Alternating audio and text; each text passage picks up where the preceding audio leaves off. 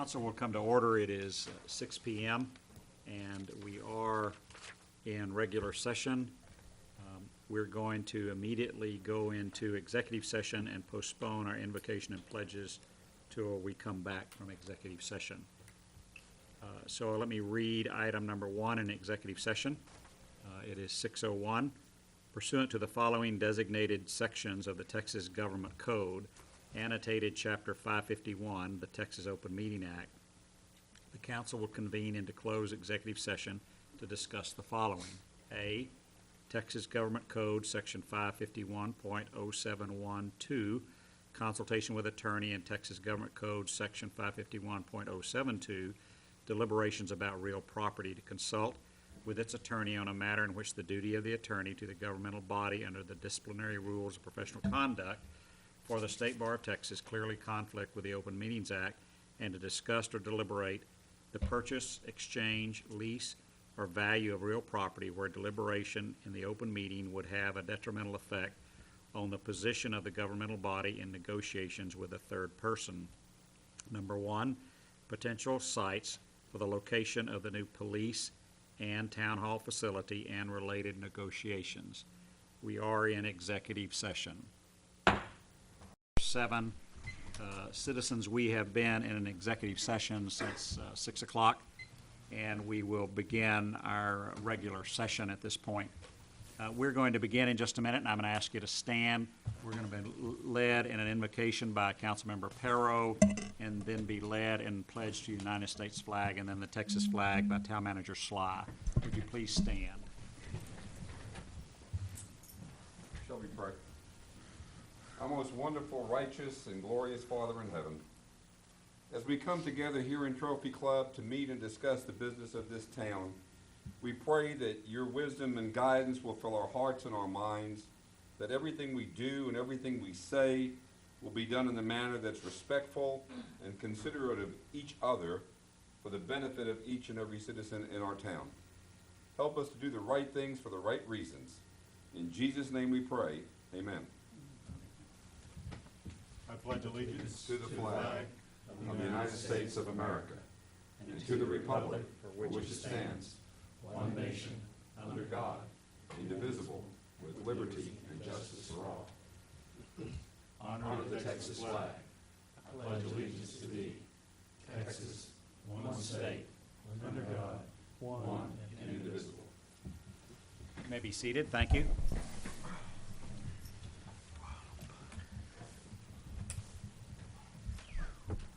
Item number 2 on our agenda, 1419-T, consider and take appropriate action regarding the executive session.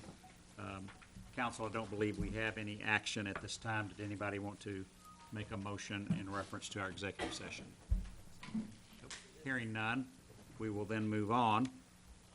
It is time for citizens' presentations. This is an opportunity for citizens to address the council on any matter, whether or not it's posted on the agenda. The council is not permitted to take action on or discuss any presentations made to the council at this time concerning an item not listed on the agenda. The council will hear presentations on specific agenda items prior to the council addressing those items. You may speak up to 4 minutes or a time limit determined by the mayor or presiding officer. To speak during this item, you must complete a speaker's form that indicates the topics of your statement. Topics of presentation should be limited to matters over which the council has authority. Tammy, do we have anybody that has signed up to speak during this time? Yes, we do. All right. We have Mindy Bone. Ms. Bone, would you come to this microphone and identify yourself and your address, please? Mindy Bone. I live at 2817 Sherwood Drive. Okay, so I'm the current VP of Memberships at Samuel Beck Elementary for PTA. And I've decided to do things a little differently this year. So what I'm going to do is I want to ask the council to join the Beck PTA for the 2014-2015 school year. PTA's goal is to work hand in hand with the parents and teachers to build a strong school for our children by providing family events, educational programs, and encourage active relationships between our parents, teachers, students, and community. if we go beyond our school walls and get the support of our community leaders and residents, we will achieve our goals of building a strong school, which will not only benefit our children, but the town as well. I also want to invite the council on behalf of the Beck PTA to our first general meeting next Tuesday, September 16th at 6 p.m. to participate in the naming of our new school mascot, the Bulldog. And also Susan Edstrom will be there. She's going to give us an official license for the dog because we've adopted it. I don't know if you guys have seen that on the Facebook pages, but anyway, so we'd like for you guys to be there as well. So. Thank you, Ms. Bone. I think everybody should join since I'm already Yeah. a member. Garrett's Well, already Garrett's a a member. member too. I don't know if you realize I that, but your wife signed you up, so you can. Ms. Bone, I believe somebody has a check for you right now, right up here, and there's one over there. And Let's see what we got in here. Whoa, the malts are coming out. It's $10, right? So, $10.50, but I can give you. Oh, you can hang on to it. I will give you a check, but not tonight, not at this meeting. I Pressure's didn't on. bring my You- check. You're not gonna Well, get, you told me to bring my checkbook, and I forgot to. So, what can I say? Thank you for coming, Ms. Bone. Hard sell, wasn't it? And, you know, citizens could participate that are here, couldn't they, Ms. Bone? Oh, okay. staff too. All right. No one else seeking to speak during that time. We will move to our consent agenda. All matters listed on the consent agenda are to be considered to be routine by the town council and will be enacted by one motion. There will not be a separate discussion of these items. If discussion is desired, that item will be removed from the consent agenda and will be considered separately. Item 1367, consider and take appropriate action regarding the minutes dated August the 12th, 2014. Item 1405, consider and take appropriate action regarding the minutes dated August 18th, 2014.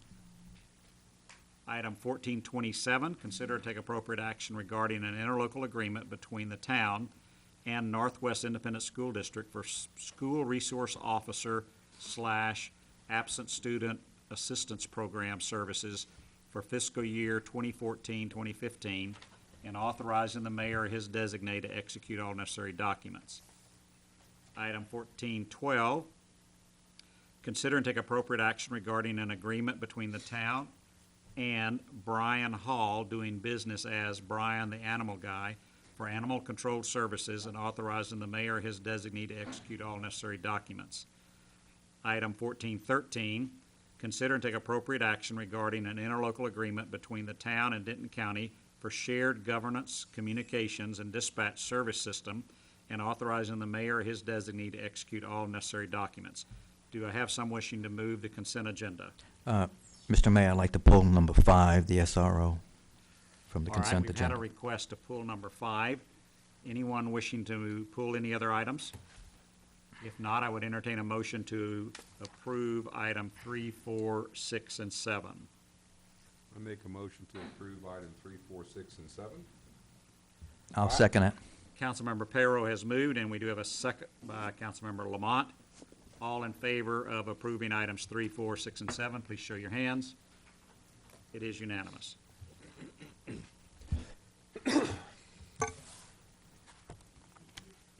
We will now go to item 5.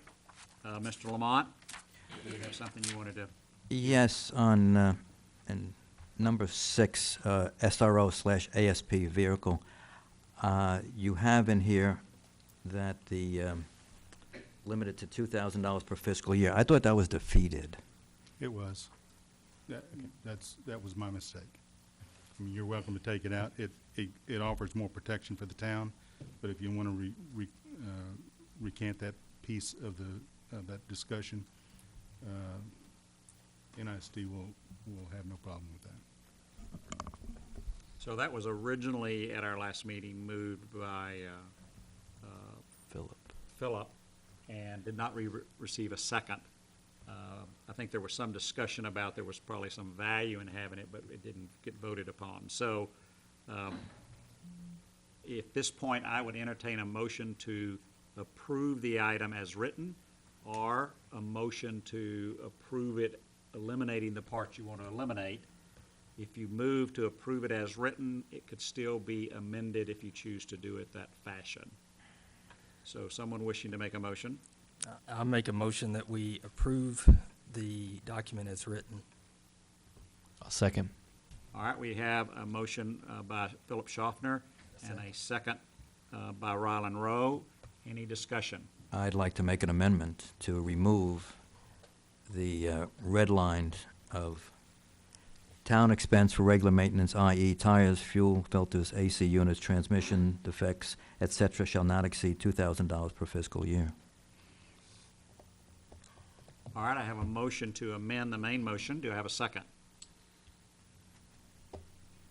Hearing no second, your amendment dies for lack of a second.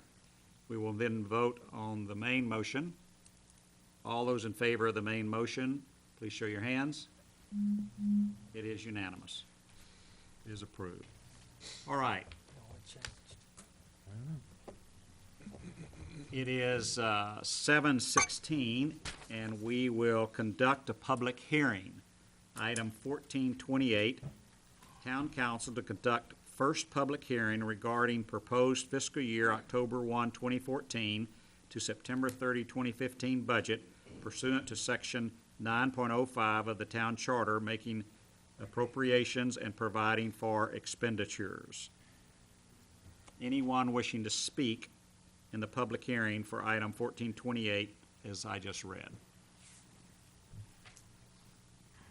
All right. We will then move to item 1429, the Town Council to conduct first public hearing regarding proposed tax rate for fiscal year October 1, 2014 to September 30, 2015, and Mayor to announce the date and time of the place the vote on the tax rate. The tax rate that's being proposed at this point is .490, which is a combined tax rate of both maintenance and operations and interest and sinking. And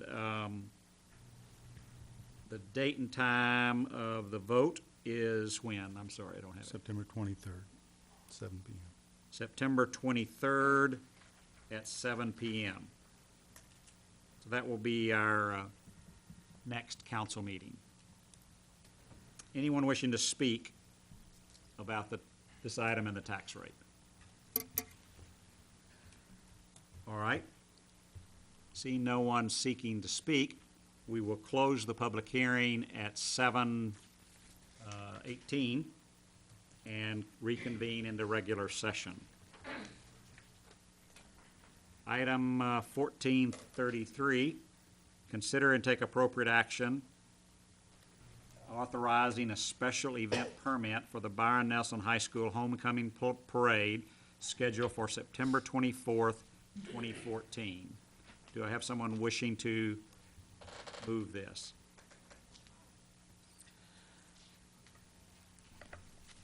Well, I'll make a motion to approve the item to approve the parade for the homecoming night.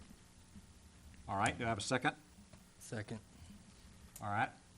Councilmember Lamont moved and Schaffner seconded. Any discussion? Just one thing, not for this year, but next year, can we perhaps ask the school if they can move that to 7:30 if it's a weekday?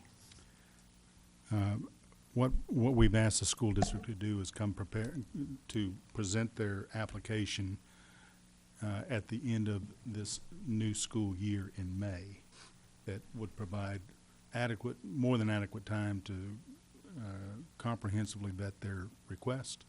This parade is actually a little bit larger than our July 4th parade, and pulling off the logistics and support for their parade in the middle of the week and at the end of rush hour as people are trying to get back home presents some real challenges. We're prepared to show you what that route is and what we're doing to allow our residents to get home despite the parade, if that's your interest. But we have asked the school, to answer your question, we've asked the school to provide us more lead time to adequately vet this problem. Just another question, why is it going the opposite way? Or maybe our Fourth of July parade is going the opposite way, but they go in different directions. Any reason for that? That was, I think that was the school's recommendation to marshal at Medlin and end at the high school because they have a follow-on, what do you call those things? Pep rallies, thank you. They have a follow-on, so they wanted to end at the high school. So they marshaled at Medlin. I have a question for Adam and Chief Thomas. I noticed on the application that you both commented on float safety. Can you elaborate on that? The on and off of the athletes on the floats last year, we had one the older ones were getting off and get back on. It's just don't want nobody getting hurt. That was the same. I was in the parade and there was a lot of movement. Okay, and along those lines, is the school communicating that with students? Okay. Tammy McClure, sir, I forget your name. Josh, they're from the Byron Nelson, if y'all would like to talk with them. What, and this may be a question for staff, what methods are being utilized to reach homeowners? We have asked the school district, upon approval of their permit, to communicate. There will be a segment of our community that is completely locked in during the parade. No ingress, no egress. And it involves some neighborhoods in the lakes, it involves Meadow Ridge neighborhood, and it involves neighborhood 9, or what we refer to as Royal Troon. All of those properties will be inaccessible, ingress or egress for about an hour and a half or 2 hours during that parade. The school district is sending a personal letter to every one of those households to indicate that, so that they can appropriately plan for that event. Unlike last year, we have left, the parade route will include leaving Galloway open, which is the entrance to Royal Troon, or I'm sorry, to I have the map. Turnberry. Yeah. You can put the map up. So anybody that lives in the Highlands coming home from work, if they can get to Galloway, they can get to the Highlands. It's not the most efficient way to get home, but it is a way to get home. And we've allowed for that. We've got adequate security to ensure the safety. And that's, when it's all said and done, that is the number one concern for us, is safety of the participants and safety of the spectators.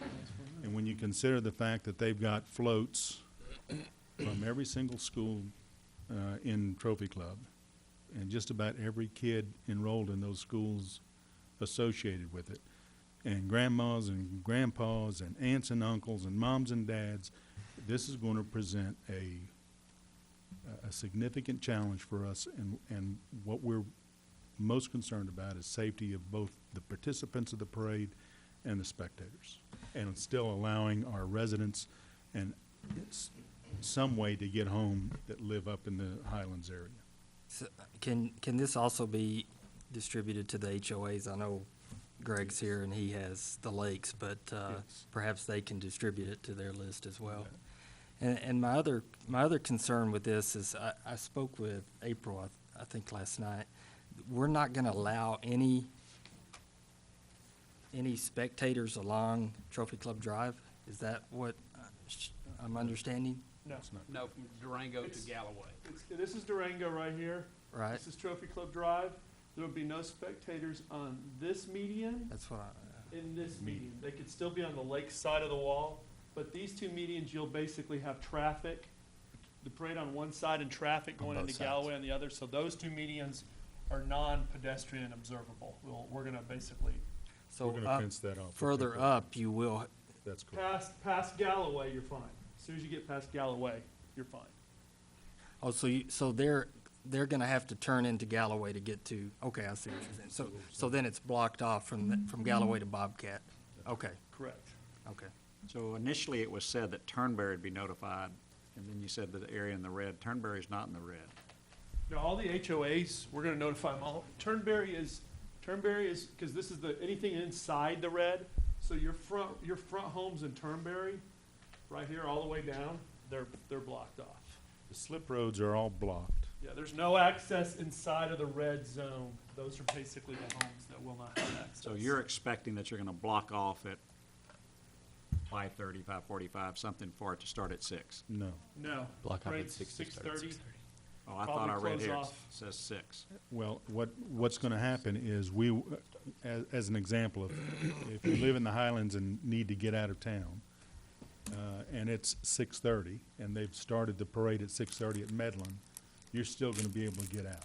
We won't close that intersection at Bobcat and Trophy Club as an example Till they get until there. the parade gets to Right. it, right? So we'll accommodate as much as we can, but for the most part, that area in the red is going to be most affected. Is there any communication to the folks that are in the red regarding emergency? If there is an emergency and they do need In egress? the event of an emergency situation, that's why we have Right, police I know and we'll fire have plenty of participate. people there, but I know we're sending We'll letters. stop- Is there we anything will- there we will where? stop the parade and Gotcha. address the emergency. So in reality, the And land. strategic placement of all parades. We put a parade vehicle in the front as far as fire apparatus, and we put all the active response vehicles in the rear to make any kind of response Sure. to and from the parade. We'll stop the parade if we have to.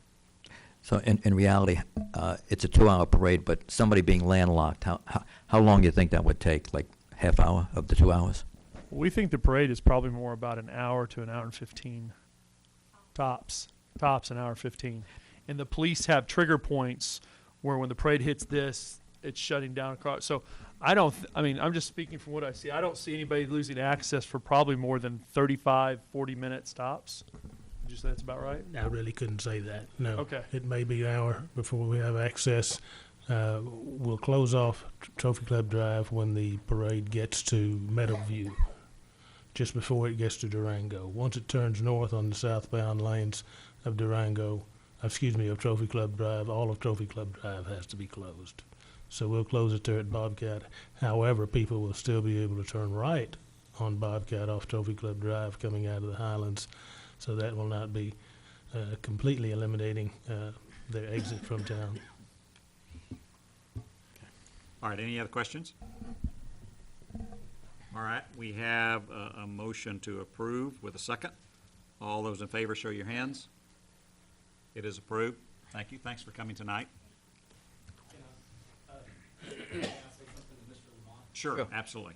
Come to the microphone and identify yourself for the crowd, please, and your address. My name is Josh Withers. I'm one of the vice principals at Byron Nelson High School, and to address your concern, I wanted you to know that we have already taken steps to alleviate the stress that this causes to Trophy Club in the future. And first and foremost, allow me to say we appreciate you guys allowing us to do this. You mean so much, and we appreciate this relationship we have. In the future, we have also discussed not only starting later to allow for the rush hour to somewhat pass, if you will, but also to change the location so that we are not always affecting that area in red, so that it is not always the same people being affected by our school. And I just wanted you to know that we have addressed that and already are in discussions for that, sir. Good to know. Appreciate that very much. Any questions, call me anytime. Thanks. Thank Bye. you. All right.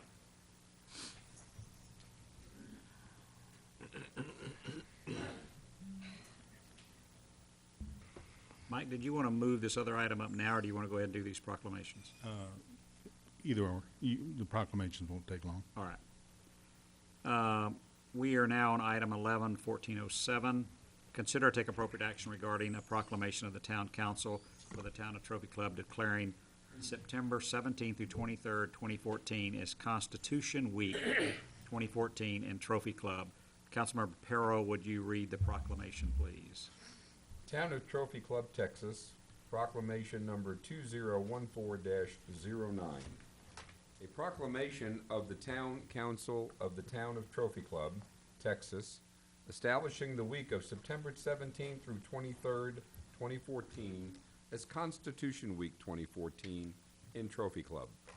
Whereas September 17th, 2014 marks the 227th anniversary of the drafting of the Constitution of the United States of America by the Constitutional Convention, and whereas it is fitting and proper to officially recognize this magnificent document and the anniversary of its creation, and whereas it is fitting and proper to officially recognize the patriotic celebrations which will commemorate the occasion, and whereas Public Law 915 guarantees the issuing of a proclamation each year by the President of the United States of America, designating September 17 through 23rd as Constitution Week, now therefore I, Mayor C. Nick Sanders, in conjunction with the Town Council of the Town of Trophy Club, Texas, do hereby proclaim September 17 through 23rd,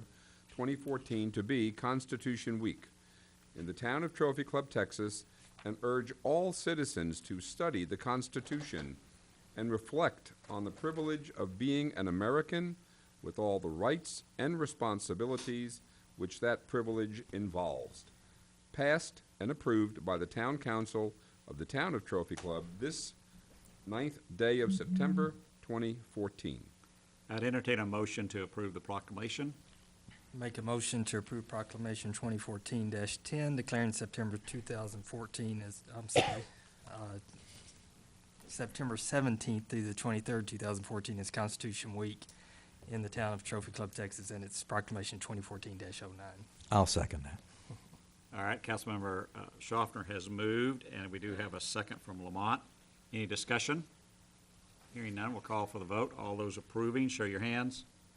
It is unanimous. We will now move to item 12, which is 1408. Consider and take appropriate action regarding a proclamation of the Town Council of the Town of Trophy Club declaring September 2014 as Blood Cancer Awareness Month in Trophy Club. Councilmember Perro, would you read that proclamation, please? Town of Trophy Club, Texas, proclamation number 2014-10. A proclamation of the Town Council of the Town of Trophy Club, Texas, establishing the month of September 2014 as Blood Cancer Awareness Month, and in Leukemia, Lymphoma, and Melanoma Awareness Month in Trophy Club.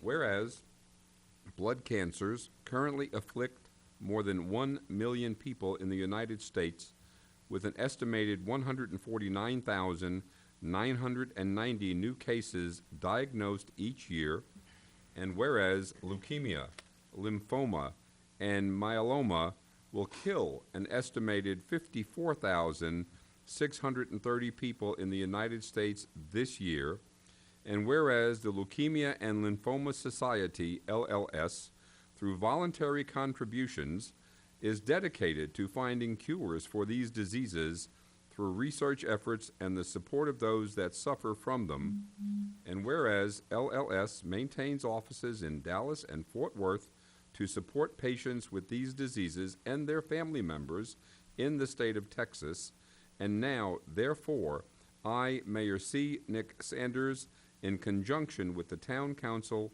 of the Town of Trophy Club, Texas, do hereby proclaim September 2014 as Blood Cancer Awareness Month and Leukemia, Lymphoma, and Myeloma Awareness Month. In the Town of Trophy Club, I call upon the citizens to join with LLS in designating the month of September 2014 as Blood Cancer Awareness Month to enhance the understanding of blood-related cancers and to encourage participation in voluntary activities to support education programs and the funding of research programs to find a cure for them. Passed and approved by the Town Council of the Town of Trophy Club, Texas, this the 9th day of September 2014. I would entertain a motion to approve this proclamation. I make a motion to approve proclamation 2014-10, declaring September 2014 as Blood Cancer Awareness Month in the Town of Trophy Club. Do I have a second? I'll second it. It is moved by Councilmember Schaffner, seconded by Councilmember Lamont. All in favor, show your hands. It is unanimous.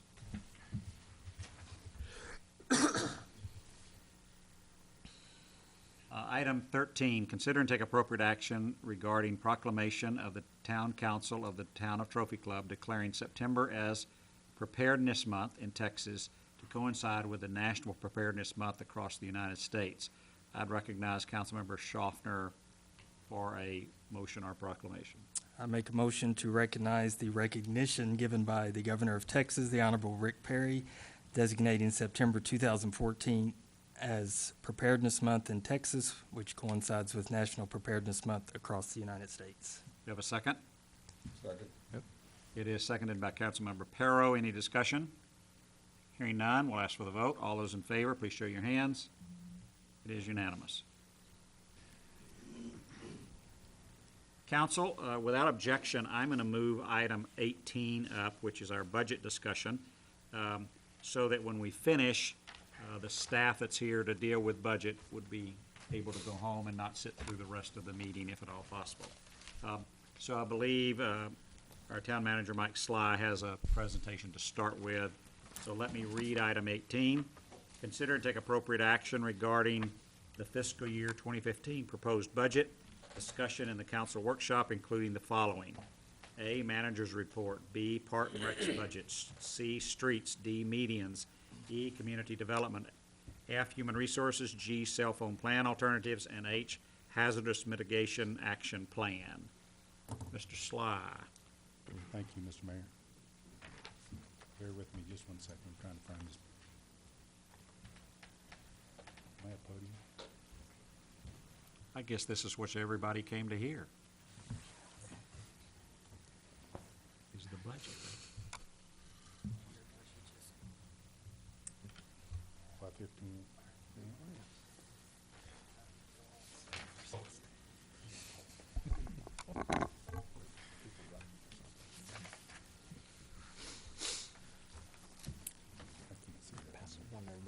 Can you see it?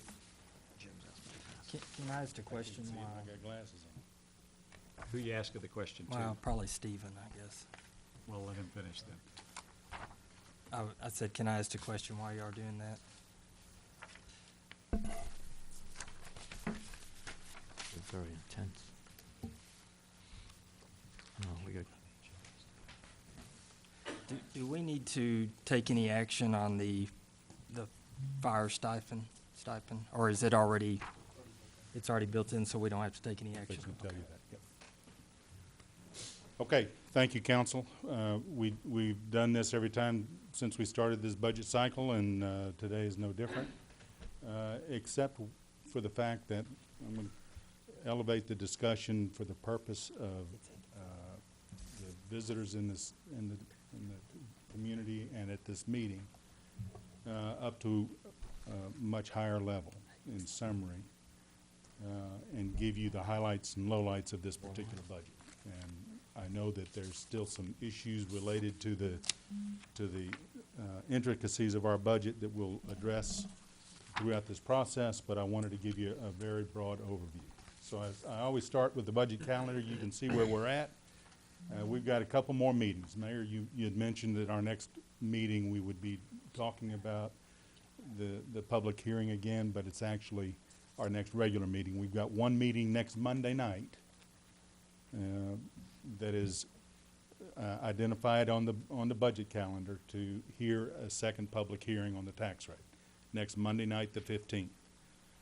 Then on September 23rd, which is our regular council meeting in September, we're going to ask you to take all the work that we've done and put it in a tight little bow and package and put a bow around it and adopt a budget and a tax rate. We're going to ask you to consider a emergency services assessment that will be assessed to the PID residents to help pay their fair share of the fire department's operations and maintenance budget. We'll approve the tax roll, and we'll adopt that ESA rate and roll. So a lot of work culminating in fiscal year 15, starting in October 1 of 2014, financial budget. So I show this in a different fashion, but because I wanted to show it on one slide, we kind of showed it in a different manner, but you'll see that these are all of our funds with beginning fund balance, the anticipated revenue and expenses, other sources, and whether that fund is spending more than it has and creating a deficit position, or in fact, creating a surplus position by collecting more revenue than we anticipate expenses for. And when it's all said and done, for the general fund, that's a number that we've been kind of focused on for quite some time, the $153,602 deficit position. The last time I talked to you, it was about an $87,000 position, if you'll remember. And since then, we've made a lot of changes that you approved. And basically, those issues are, you voted to do an outright purchase of the ambulance for $155,000. You reduced the stipend that was in the budget to $750 across the board for all employees, to include fire department. You eliminated the $15,000 library subsidy. We added approximately $20,000 to the CMO contract for the first 4 months of the fiscal year, providing IT services to the MUD until we get our backup issues resolved and whether or not they want to do something different or not. We eliminated the 5th firefighter for the 3rd shift, and that was predicated basically on the MUD's action to do the same. And then we made the appropriate changes to our general fund budget based on what the CCPD agreed to do in increasing the expense issues of the CCPD. That all netted out to an additional $70,000 or so that will be drawn down from fund balance. And that was principally, if you think about it,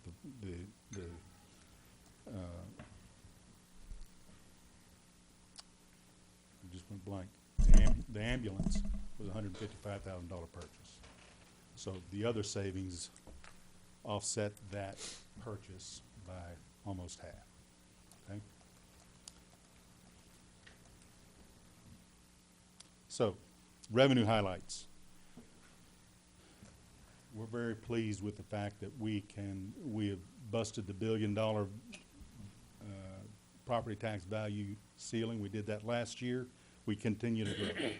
New construction itself was up 8.66%, but just as importantly, if not more so eye-opening, is the fact that our existing properties were increased by 6.87% this year.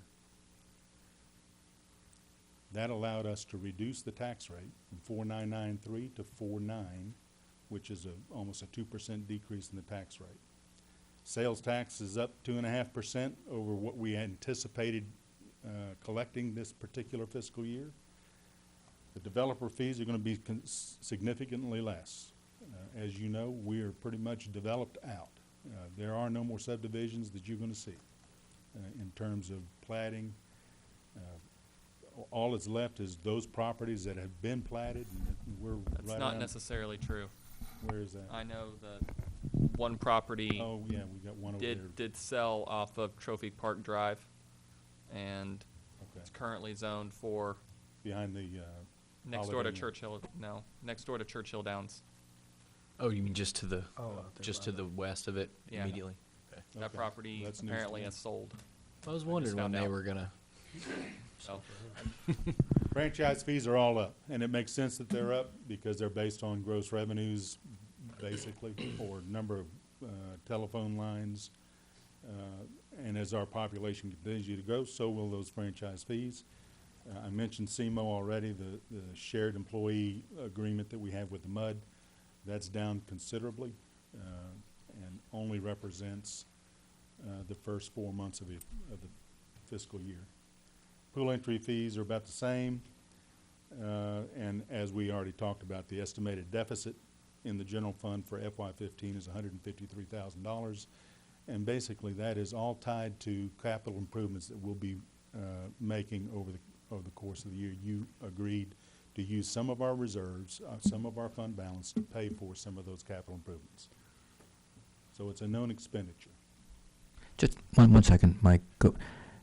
The refuse, is that the trash? Yes. Oh, it's down. Why would it be down?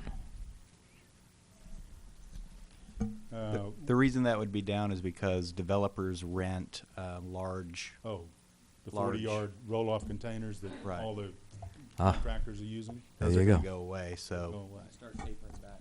Thanks. And their franchise fee is a function of gross receipts. So if those go away, so does our franchise fee. Hey, Mike, when is the projected start date of that infrastructure that we approved, the streets being repaired last time? When would be the projected start date of that? Probably this winter Okay, and working through the summer. okay. We'd probably let that contract in March, maybe early April we'd like to get them in good weather to do that kind of work. But it will happen next calendar year, correct? This fiscal year. This fiscal year? Yeah, Okay. what we would do is, once council has adopted the budget, we'll approach Teagnall and Perkins, our town engineer. They're the well design aware of process. the streets that we're looking at, and we'll start going into a design engineering phase and work through those projects, and then it's kind of be like traditional construction projects that, we'll keep you updated, with what's going on, and then eventually we'll let those contracts. Generally, it's nice to have that in the summertime where the majority of construction is. You have a little bit less traffic because school's not in session, but also that's traditionally the best days to do construction because you have less inclement weather. Okay. Thank you.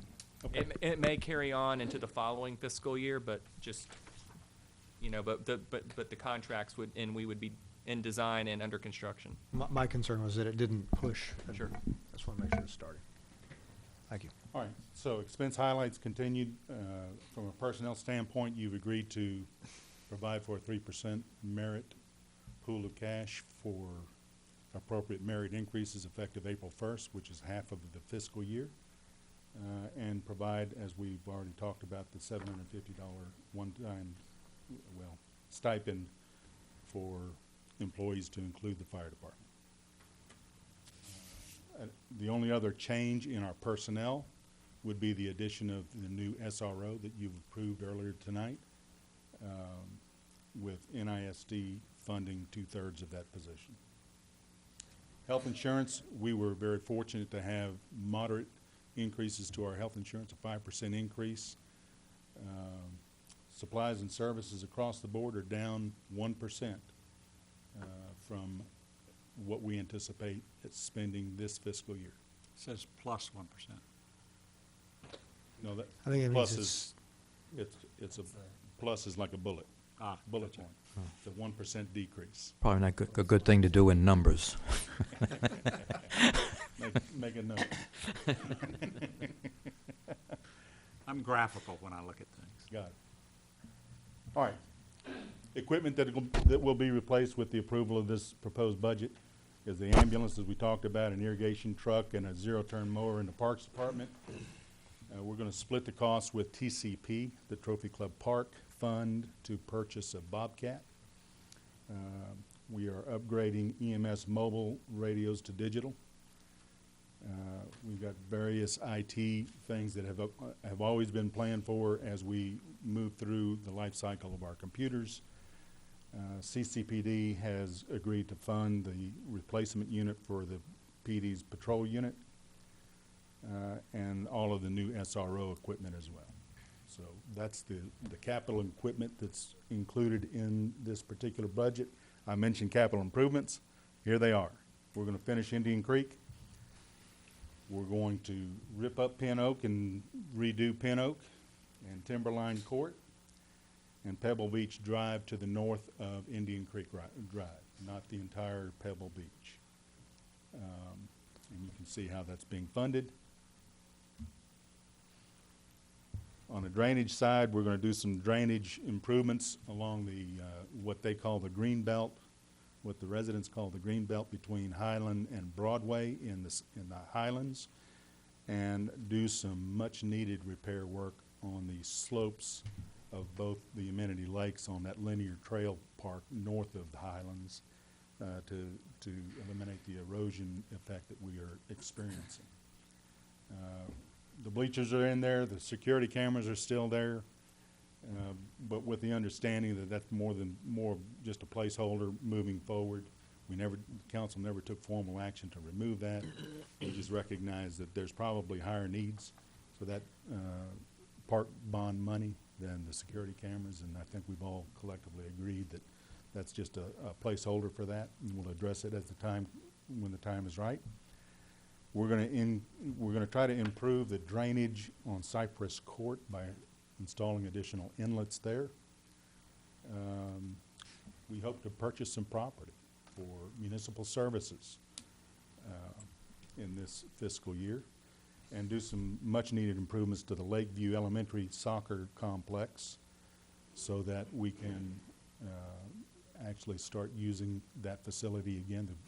The kids, it's just too dangerous for the kids to get out there and do anything about or recreate or practice their soccer. So we got a plan to do all of that, and that's all inclusive of this proposed fiscal year budget. It is extremely aggressive. There's a lot of projects that need to be done that is funded or will be funded, assuming this budget gets approved. And subject to your questions, and I know you have some related to some specifics of the budget, that presents an overview at the 30,000-foot level of what our fiscal year 15 budget's all about. Thank you, Mike. So let's step down the items that we said we might discuss tonight in an organized fashion, and then that'll let us get through everything. Item A was manager's budget. Did anybody have any questions, comments dealing with the manager's budget? Mr. Mayor, I do. Mr. Perro. I was approached by a number of citizens regarding certain expenditures in the manager's budget, and looking at the budget more carefully regarding the retirement program that's posted for 2015 of $107,287.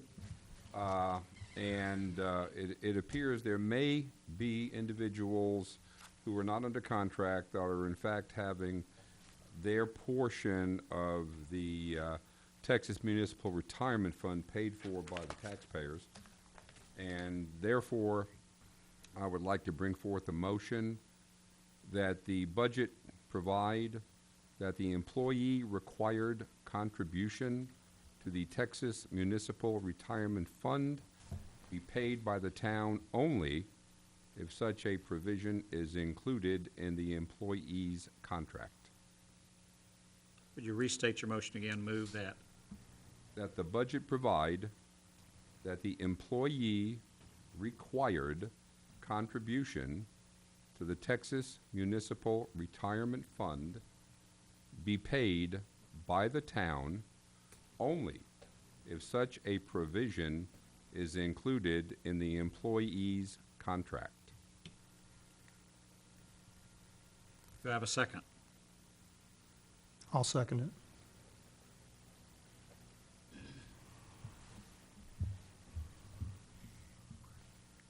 I have a motion by Councilmember Perro and a second by Councilmember Reed, instructing the town manager to modify compensation where appropriate if the required contribution to the retirement plan is included being paid by the town. Is that a fair statement of what you're saying? To anyone other than someone who has a contract. Anyone other than has a contract? Okay. So we have 3 contract employees right now: the town manager, the town secretary, and the town attorney. So anyone other than those 3 are not going to be receiving their employee portion paid by the town. All right. Any questions, discussion here? Would this be for going forward? In the new budget this year. But I mean, as far as new employees hired or any new? New and existing.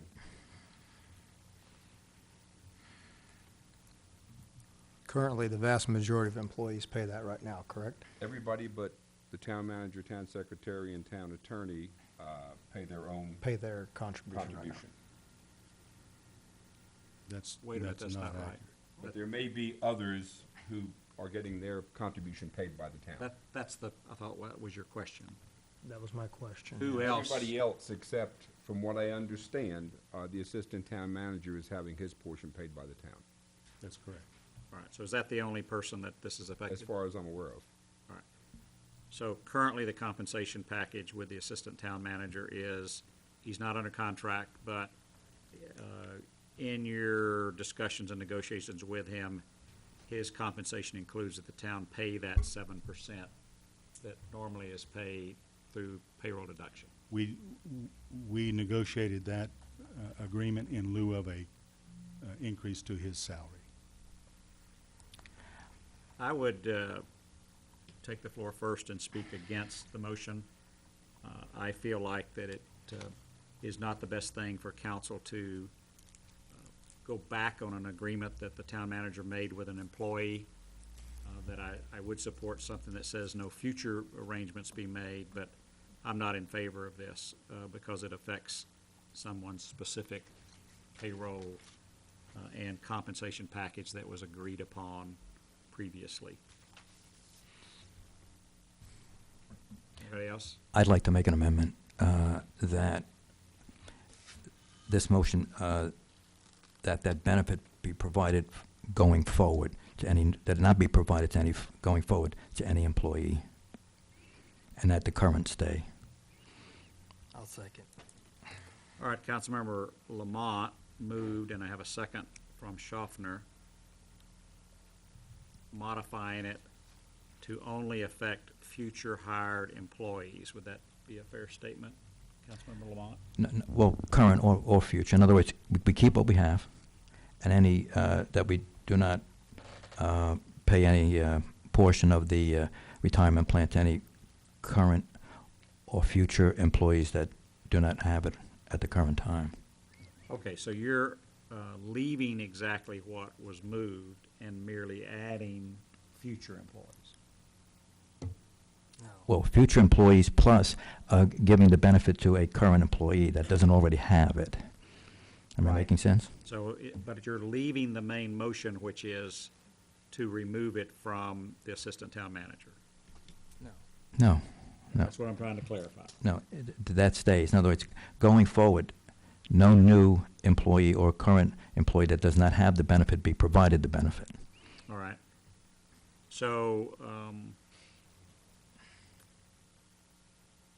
that seems to be the best way maybe for me to handle that is a substitute motion that says you are moving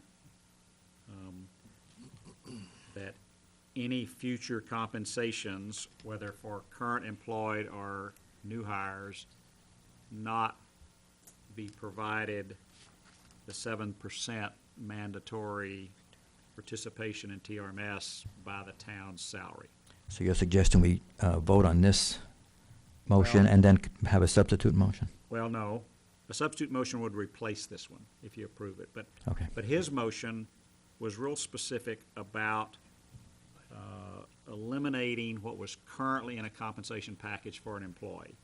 In the budget, Mayor. In the That's budget. what I was kind of raising my Oh, hand, okay. because actually Budget. this is an item to take action on items in Budget. the current budget. Okay.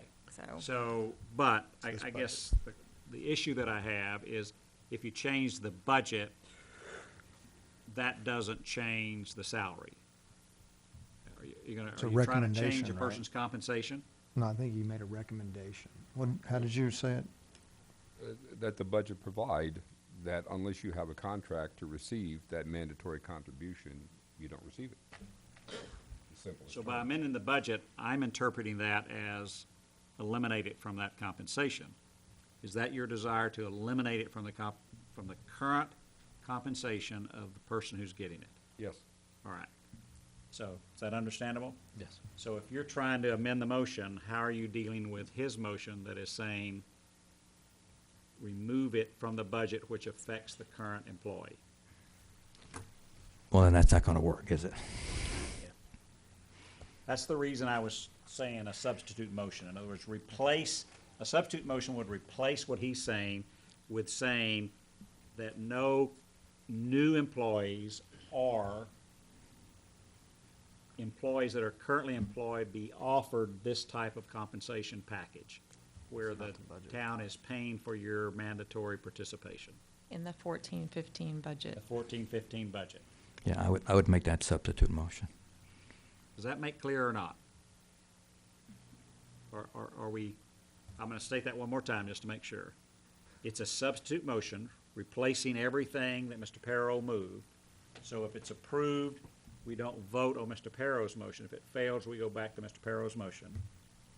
And it's saying in the 2014-15 budget that we don't include any compensation for an employee, whether it's an existing employee or future employee, this arrangement of paying for their mandatory participation. That Correct. make sense or not? Does the second agree? Didn't, oh, yeah, no. Let's see. I Oh, seconded did we have a second? Yeah, okay, yeah. You agree that that's what you seconded? Maybe not. I'll agree. All right. So, I think, I still have a problem with it. Because it's a policy you're trying to set, I think, and not changing the budget. The budget has the dollar figures in it, and you're trying to change the policy, I think, is what you're really after. And you're not reducing the budget. No one's saying, I want to reduce the dollars amount in the budget. I think you're trying to change the policy. So, I Well, it don't would know reduce the that. dollars in the budget. That's the idea. If you don't pay the 7% from the town, then the individual has to pay it himself, and therefore you've reduced the budget by that 7%. Okay? Can I say Yes. something, Nick, real quick? Mr. Reed? What is the amount of that 7%? What's the dollar amount? It's about 11,000, say 125, it's about $10,000. Okay, $10,000. So maybe the proper motion, $8,750. okay, $8,750.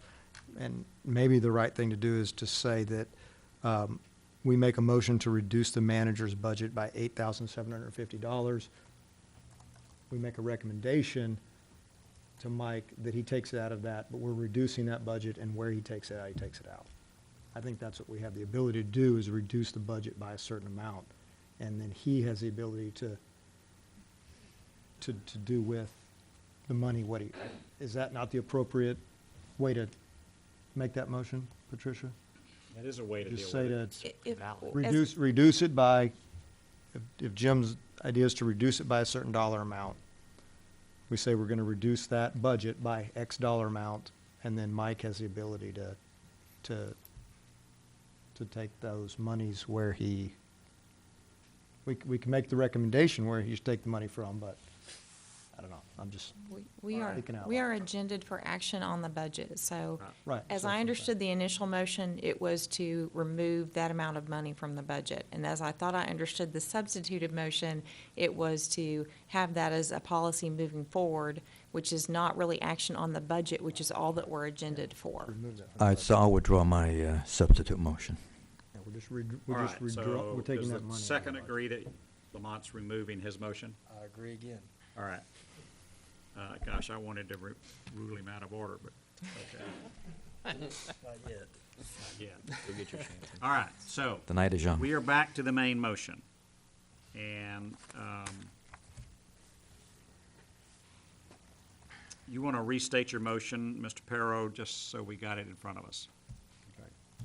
That the budget provide that the employee required contribution to the Texas Municipal Retirement Fund be paid by the town, which is whatever the dollar amount was that we stated, $700 and something. $750, only if such a provision is included in the employee's contract. All right, now that's slightly different than what you said to begin with, Well, I added the dollar amount. because you added the dollar amount. Yeah. So I can't take that without the second agreeing to it. I need you to state the original motion, because that's what's on the floor. Okay. That the budget provide that the employee required contribution to the Texas Municipal Retirement Fund be paid by the town only if such a provision is included in the employee contract. All right. So it's an amendment, it's giving instruction to amend the budget by the dollar amount equivalent, in essence, to that particular provision, even though it's not stated, but that's the effect. All right. Is the second okay with the way that was read? Yes, All sure. right. Any discussion? on the main motion, the only motion that's before us. So, to be clear, we're reducing the manager's budget by $8,750, but not telling him where to take it out of. Is that fair? That's not what the motion is. It's telling Motion them to didn't take it say out of. change the dollar amount of the manager's budget. It said, in essence, nobody gets their contribution paid for by the town, Unless they have a contract to do so. unless they have a contract that says that. That was approved by the council. So is that policy? I don't know, I have a problem with it, no matter what. So, I think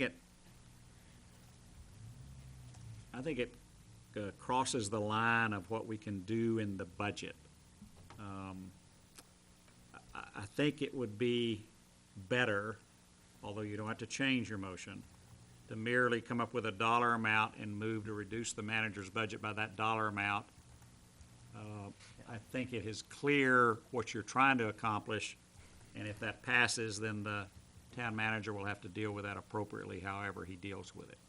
I don't think, and Patricia, you can advise on this, I don't think it's advisable for council to instruct the compensation of a particular employee that reports to the town manager and not to us.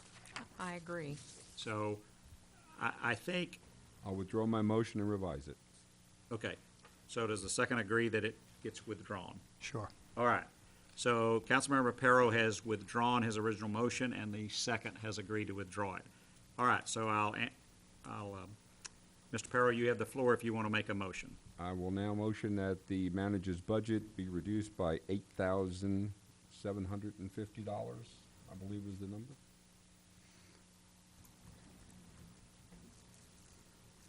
Do you have a second? I'll second it. All right, any discussion about this?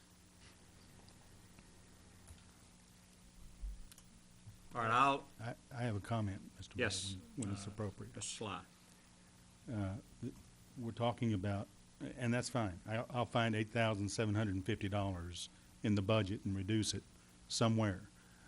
But I'm not in a position, I'll state it publicly right here in front of God and country, I'm not in a position of taking back something in terms of compensation to any one of my employees. All right, So I'll find the $8,750. It won't come from employee compensation. all right. We have a motion and a second. Any discussion about the motion? I'm going to speak against the motion. I still think it's out of line because of how it affects a particular person, and you're not dealing with other issues, and you've heard the manager say he's not going to lower someone's salary. So I personally think that it's not the appropriate thing to do. That's just me, so I plan on voting against it. All right, anybody else? No one else? All right, all those in favor of the motion as presented to reduce the manager's budget by $8,750, please show your hands.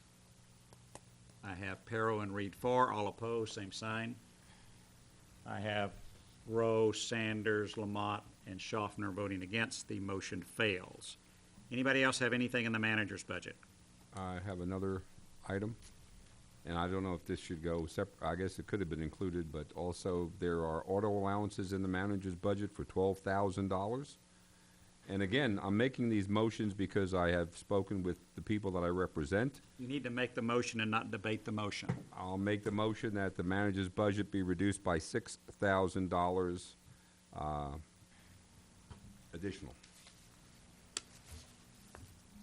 I'll second.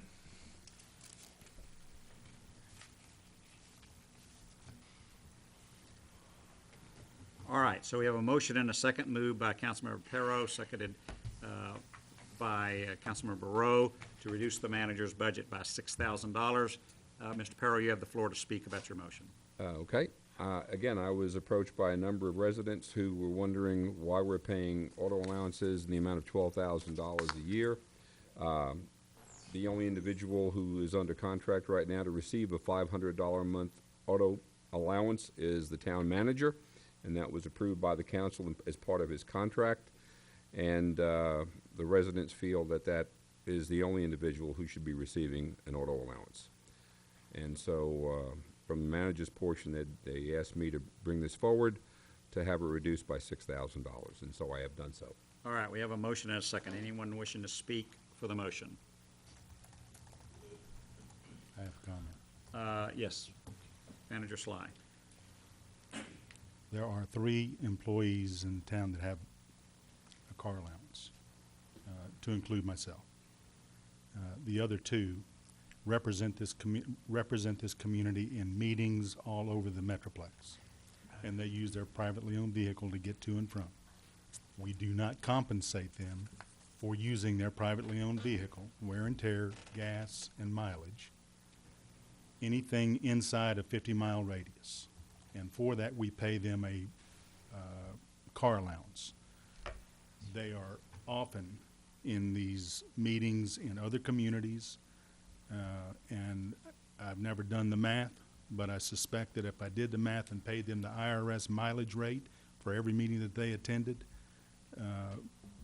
I would suggest to you that we're way ahead in that ballgame by paying them both a car allowance. All right, thank you, Mr. Sly. I will speak against the motion. Once again, I understand you're trying to reduce the budget, but I think it affects people's pay that has been promised, guaranteed, paid for a period of time. I think it's an inappropriate thing for us to do it in that fashion. It's more of a policy decision I would think we would maybe want to do, but I'm going to vote against it. So anyone else want to talk? I have a question for Mike. You said outside of a 50-mile radius, I'm sorry, can you repeat that? Sure. Inside of a 50-mile radius, They don't have any right to claim for the mileage reimbursement. But right using now, it. if they go 100 miles, 50 of that is reimbursed. Or all of it. No, if For all of it. if they're meeting, if they go to Austin as an example. Right, yeah. Outside that 50-mile radius, and they take their vehicle to get there. Right. They'll be paid the IRS mileage rate reimbursement for the trip that they took to Austin. Plus, they have a car allowance. That's So on a correct. car we're paying for, That's correct. we're again reimbursing them for the miles that they drive outside of 50 miles. That's correct. And the IRS rate's 52 cents right now, is that right? 55. 55. Somewhere in there. 56. So you'd have to 56, drive. okay. Do that math real quick. So that's 900 miles, 892 miles a month. so they go 892 miles a month? Outside of I haven't 50 done- miles? Like I said, I don't know. I haven't done the math. Since I seconded the motion, I'll just throw my hat in the ring there. Unlike Mayor Sanders, I don't see it as a necessarily compensation thing. I see it as what Mike described it as, which is a offsetting cost. And when you said you haven't done the math, that's probably why I will continue to support this motion. Is I'd like to see the math done. And 892 miles is an average of 44 miles a work day, so we might come out ahead. And in the mileage allowance, if I understand the IRS rules right, going to and from work, it doesn't count, so it would only be from the town hall It would be for to wherever they're going. what Mike described, Outside of meetings 50, and things, which 50 miles is basically DFW metro area, essentially. All right, any other discussion, Mr. Law? Every workday, though, you're saying? Or No. every day, Every workday, 20 days. 20 days? Yeah. But I think it goes back to the fact we can't tell him to take it away. We can just we just reduce the manager's budget, correct? Correct. So I just don't think we should do it this way. Going forward, we can instruct them. Again, but that gets back to, we're talking about this budget. But if we want to do auto allowance a little differently, we'll have to give him instruction going forward. But we have to, I just think he'll find it somewhere else. And you've said that, quite frankly. All right, so I'm going to interrupt a little bit. I've been advised by council that we're really on some dangerous ground that begins to discuss an employee's compensation without the employee being given notice that that compensation was going to be discussed, and we're discussing it in open session, and a compensation matter is supposed to be discussed in closed session unless the employee requests it to be an open session. So that's the advice of your counsel. Did I say that right, Patricia? Yes. All right. Next time I'll have you do it. All right. So we have a motion and a second before us dealing with auto allowances, saying reduce the manager's budget by $6,000. And you've heard the rationale for that. Anybody wishing to speak before I call for the vote? All right, we'll call for the vote. All those in favor of the motion, please show your hands. Perro, Reed, Rowe, all opposed, same sign. Sanders, Lamont, Schaffner opposed. The motion fails for lack of a quorum. All right, anything else with manager's budget? All right, we'll move on to Park and Rec's budget. Did anybody have an item to discuss here? Anyone else besides me? Go ahead, Mr. Perro. Okay, again, we're going back to auto allowances under Park and Recs, page 30 of 67. And also page 34 under the rec portion, we're showing $2,100 auto allowance for 2015 for Park and $2,100 for rec.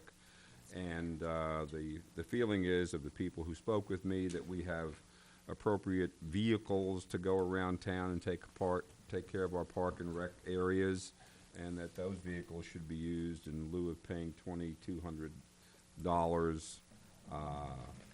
$4,200 for auto allowances when we have town vehicles available.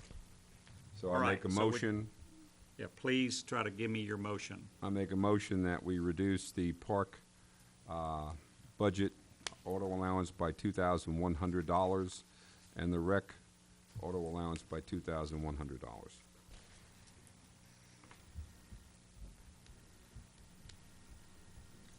I'll second it. All right, so we have a motion by Perro, seconded by Reed, to remove $2,100 from the parks budget and $2,100 from the rec's budget. Any discussion? I'm going to let council deal with this, although I think that because it is so similar to the previous item, that I think it is somewhat redundant, although it is with a separate line item. So once again, I'm going to speak against it, but I'm going to let you vote. If it comes up again as this, I will just rule it out of order because it's been dealt with. Any discussion? I'll just reiterate what I said before, which is the town manager explained to us rationale and the lack of a cost-benefit analysis having been performed. And I'd like to put him in a position to do a cost-benefit analysis, and this, voting in favor of that, this seems to put him in a position to do that. All right, any other discussion? All those in favor of the motion to reduce the Parks Recs by $2,100 and the Recs budget by $2,100, please show your hands. Perro, Reed, Rowe is for. All opposed, same sign. Sanders, Lamont, Schaffner opposed. It fails.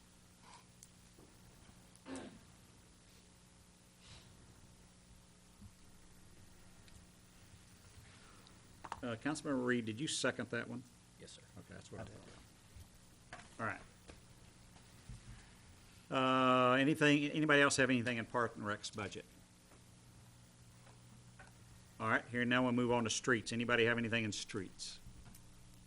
The only thing in streets, medians, they're all kind of tied together under the cell phone plan alternatives because each one of those has budgeted items for cell phones, and so that's why they're listed there, because they are line items that are affected by the cell phone plan discussion. All right, if you want to make a motion, you can make a motion. Try not to debate it first. I'll wait till we get to G on the cell phone plan. Okay, so you won't do it there. Okay. All right, anybody have anything for streets? All right, anybody have anything for medians? All right. Anybody have anything for community development? All right, anybody have I any- have a question all right. on community development. We have an expenditure of $12,000 for planning consulting services. And could the town manager please kind of clarify what that $12,000 expenditure is for, please? That's an annual amount that we set aside for outsourcing planning services when we are overloaded with permits and planning and that kind of thing. We have frequently outsourced some of those planning and development activities. Okay, And- 2015? And generally those costs are covered by additional developer fee revenues. Okay, thank you. And then there was $8,000 for third-party inspection services only if necessary. What, why would they be necessary? Well, because as we build, a lot of these builders anticipate inspections before they can move forward.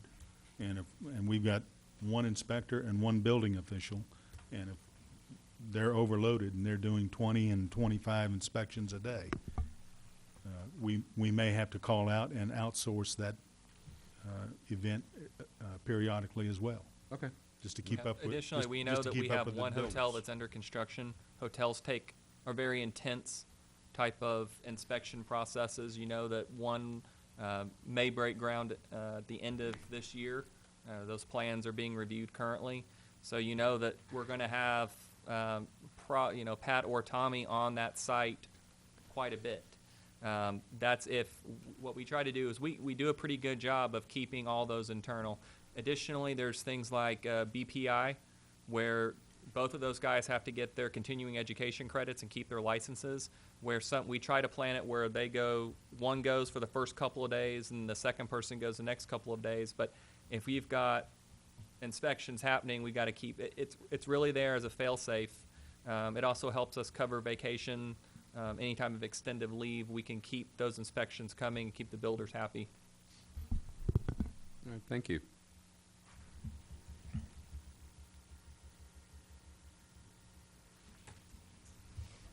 All right, any other questions on community development?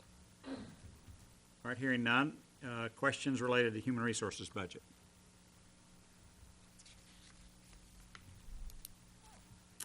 All right, hearing none. Item G, cell phone plan alternatives. Mr. Perro, you wanted that on. So. Yes, sir. I'd like to make a motion to request that the town manager initiate a cell phone plan review to determine the benefit of changing our current cell phone program to a lower unit cost and a higher and a more improved rate plan. I'll second.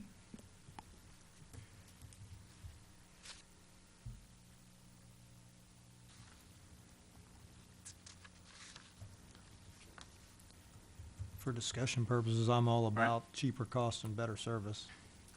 Thank you. We had a motion by Perro and a seconded by Rowe. Any other discussion? Mr. Reed, any more?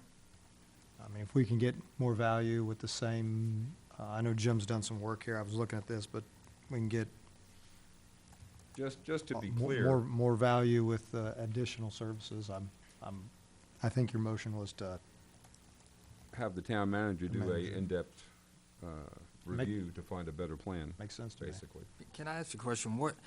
How many people actually have town plan cell phones as opposed to just paying like a reimbursement for their own plan?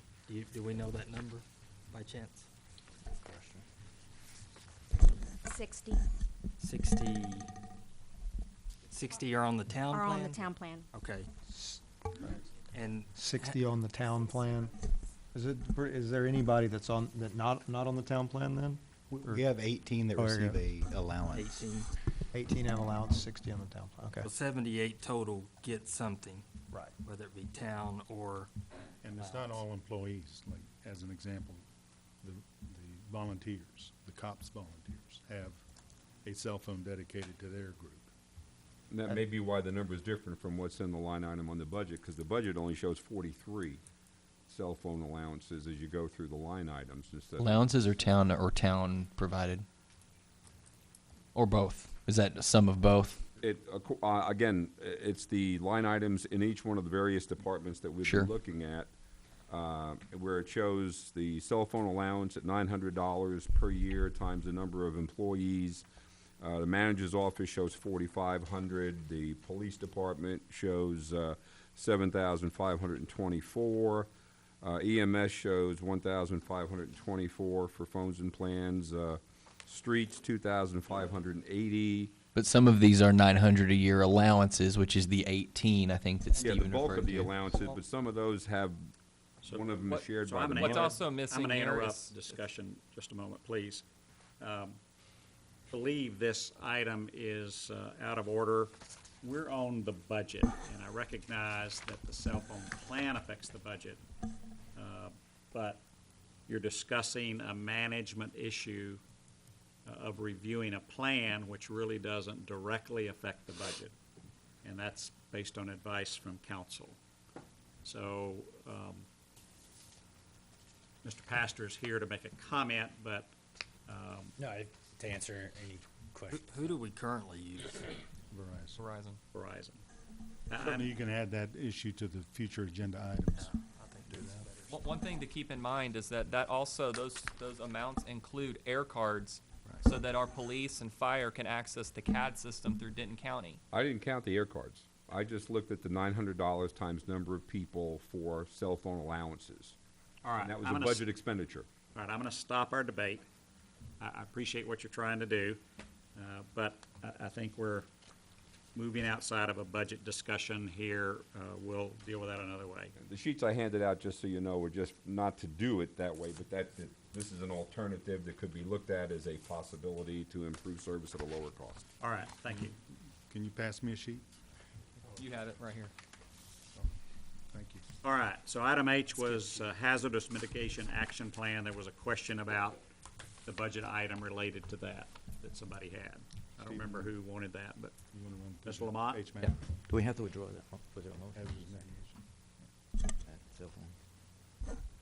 Was there a question on I ruled it out of order. Oh, The motion was ruled out of order by the chair that dealt with the instruction the town manager to initiate a cell phone review. policy? All right? So, Ms. Lamont, did you have something about hazardous mitigation? yes, Mr. Sly was going to explain the, Mayor Pro Tem Lamont has asked for an explanation of the hazardous mitigation action plan as it relates to the budget. The hazardous mitigation action plan is a one-time event. We have to have a plan in order to qualify for FEMA grants moving forward, as I've explained before. Without the HMAP in place, we don't qualify. We don't qualify for any kind of flood mitigation grant monies or drainage improvements, any of that. So prior council issued or approved moving forward with the construction of a hazardous mitigation action plan. And we're in the middle of doing that. The cost of that hazardous mitigation action plan by Friesen Nichols that are at the time, the engineer that was assisting in that was, I believe, $105,000, one-time cost. We applied for a grant, it was funded, and the grant was $55,000, and we draw down on that grant as we make expenses. That process is still ongoing. It covers several fiscal years, because what it entailed is a lot of work with other sister agencies with us. We put together a hazardous mitigation action plan.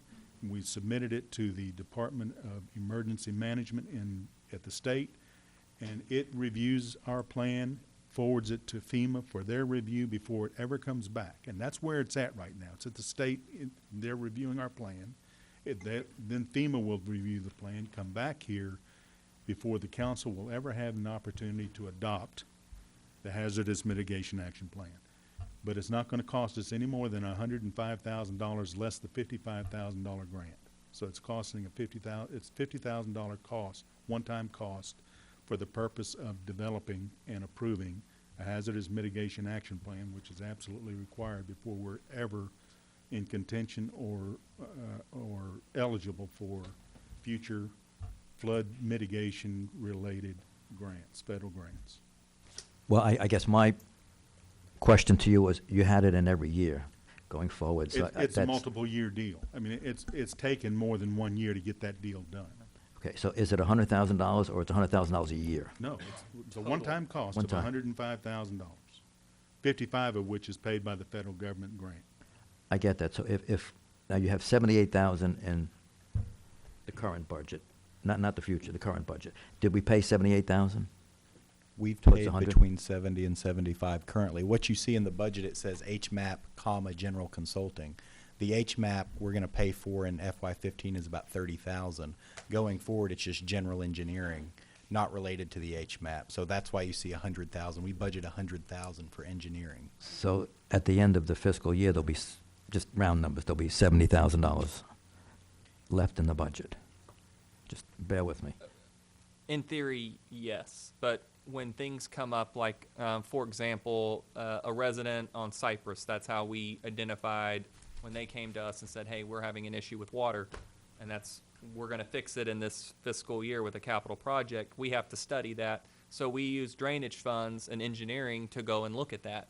That's what that line item is there for. We're paying for HMAP out of it, but we also have, when something happens and it's like, well, what do we need to do with this particular creek? Or maybe this inlet is not working right. Let's have an engineer look at it. We use the drainage fund because that's what it's set there for, is designed to do, is to pay for those engineering expenses. If we don't need to spend that money, we don't. It's sort of as projects pop up and we know some things are coming down the pike, we use that line item rather So- than utilize the general So fund. just use round figures. So this year we got 78,000. So last year's budget. So this year would be 22,000. We're at 27,000. We're at 105,000. Then it ends, and we don't have the other 100,000. No, because I think what they're saying is that's just, HMAP is just a small portion of it. Of that line item. They're also putting in their general consulting, which would be engineering, not related to They'll HMAP. stay there every time. Correct. Stay there. Okay. Has nothing to do with HMAP. Okay, It just looks, I guess it's just a little confusing when you see it. All right. All right, so we've finished the particular items. I just want to clarify a couple of points for council to see what your wishes are. Monday, the 15th of September is the second public hearing on the budget, so it will be a council meeting. Is everyone aware of that? And that we have to have a quorum to accomplish that? All right? And Nick, what was the date again? Monday, the 15th of September. And at that meeting, Mike, was that only going to be a public hearing? That was the only thing on the agenda? No, we've actually moved some things from the 23rd's agenda to help focus the 23rd's agenda on the budget process. So things that we can move forward, we have. I think there's 2 or 3 items on the actionable items that are currently planned for the agenda, and we'll have that posted midweek this week. Okay. All right, but I don't think, maybe other people knew this and I didn't, I don't think that anyone planned on that meeting being more than a public hearing. So council, are you okay with having other items on that? I would concur with you, Nick. I don't have. I'm prepared to be here till 3 in the morning on the 23rd if that's what it takes because of the scheduling. But I'm currently not scheduled for anything on the 15th, so keeping it shorter would actually help me.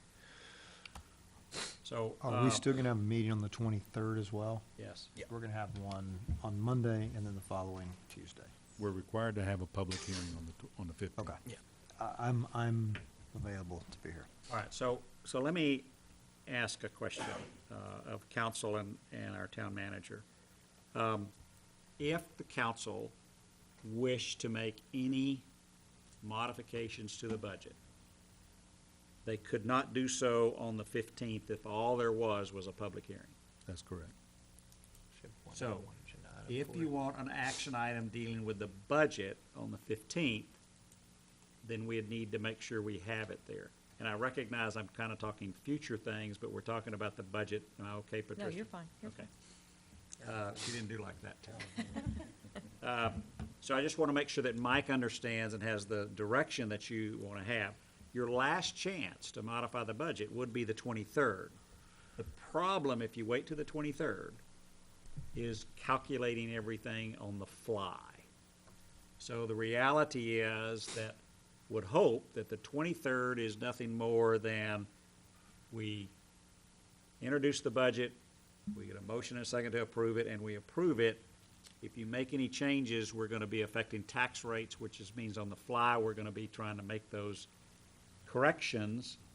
And our finance director, Mr. Glickman, will not be here on the 23rd. Right, Mr. Glickman? Correct. I guess my thing is, we're here, whether it's 5 minutes or 5 hours. I mean, unless you got other plans, we're here. If we can Yeah. get agenda items on, put them on, and at least the budget. So if we come Yeah, up with some I stuff. think based on what Nick just said, I think it does make sense to have at least one budget item. I'm doing all I can to be here when I'm planned to be here months in advance, including getting here at 6 o'clock, so I don't even have time to go home and go to the bathroom, so that every time we finish a budget meeting, I have to beg for a recess. So, Can we ensure that it's 7 o'clock on the 15th? All right. Yeah. So, council, would it be your wishes to schedule an item after the public hearing to discuss the budget? Yeah. To deal Yes. with that? That's fine. yeah, I think one. Anybody, do we want that?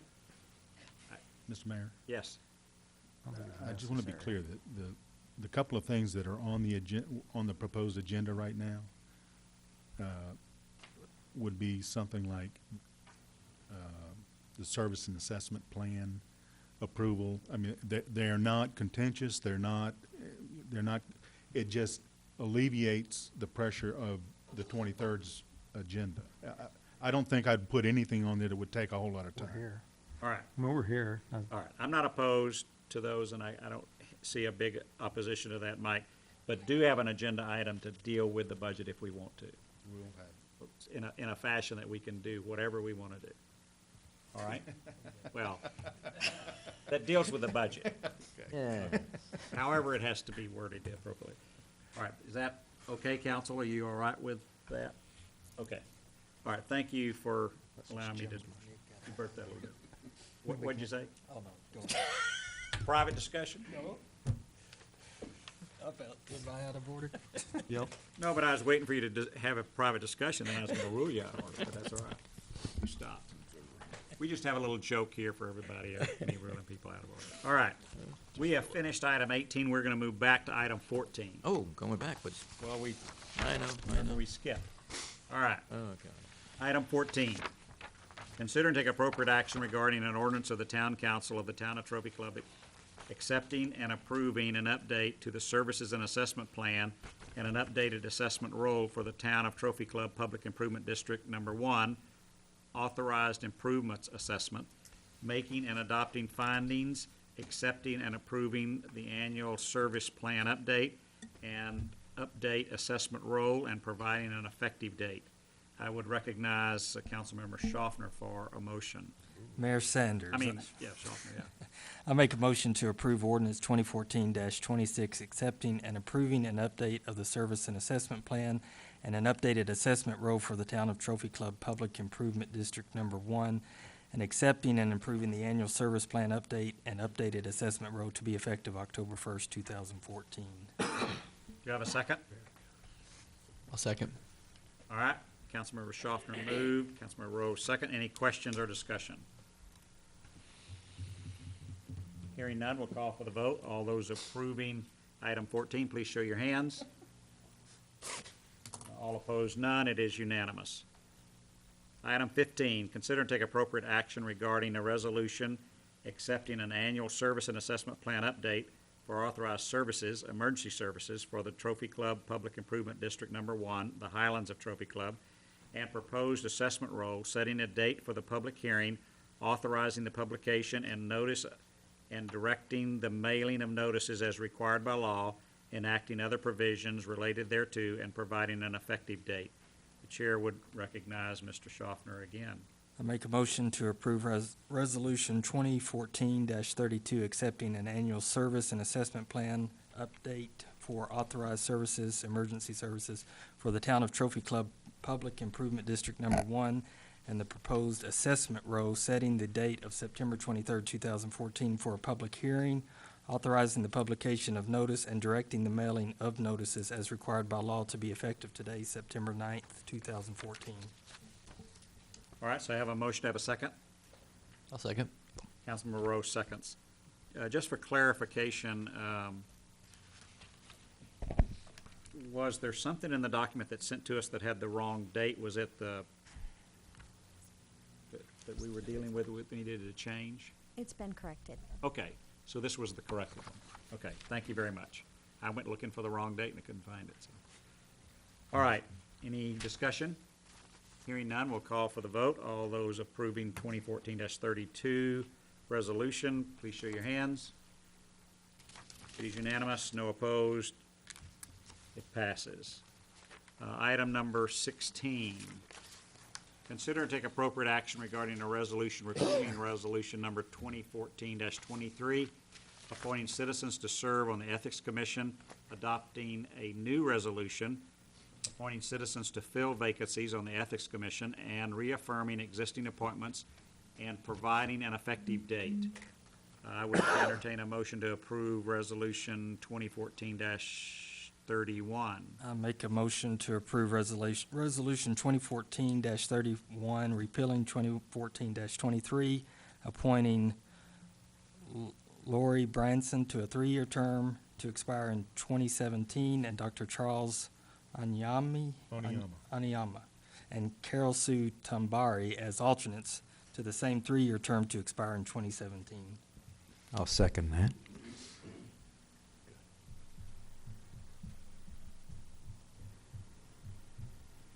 All right, I have a motion and a second to approve Resolution 2014-31, naming Lori Branson as the new member of the Ethics Commission and naming 2 members as alternates with their terms expiring in 2017. Any discussion? Hearing none, call for the vote. All those approving, show your hands. All opposed, same sign. No opposed, it is unanimous.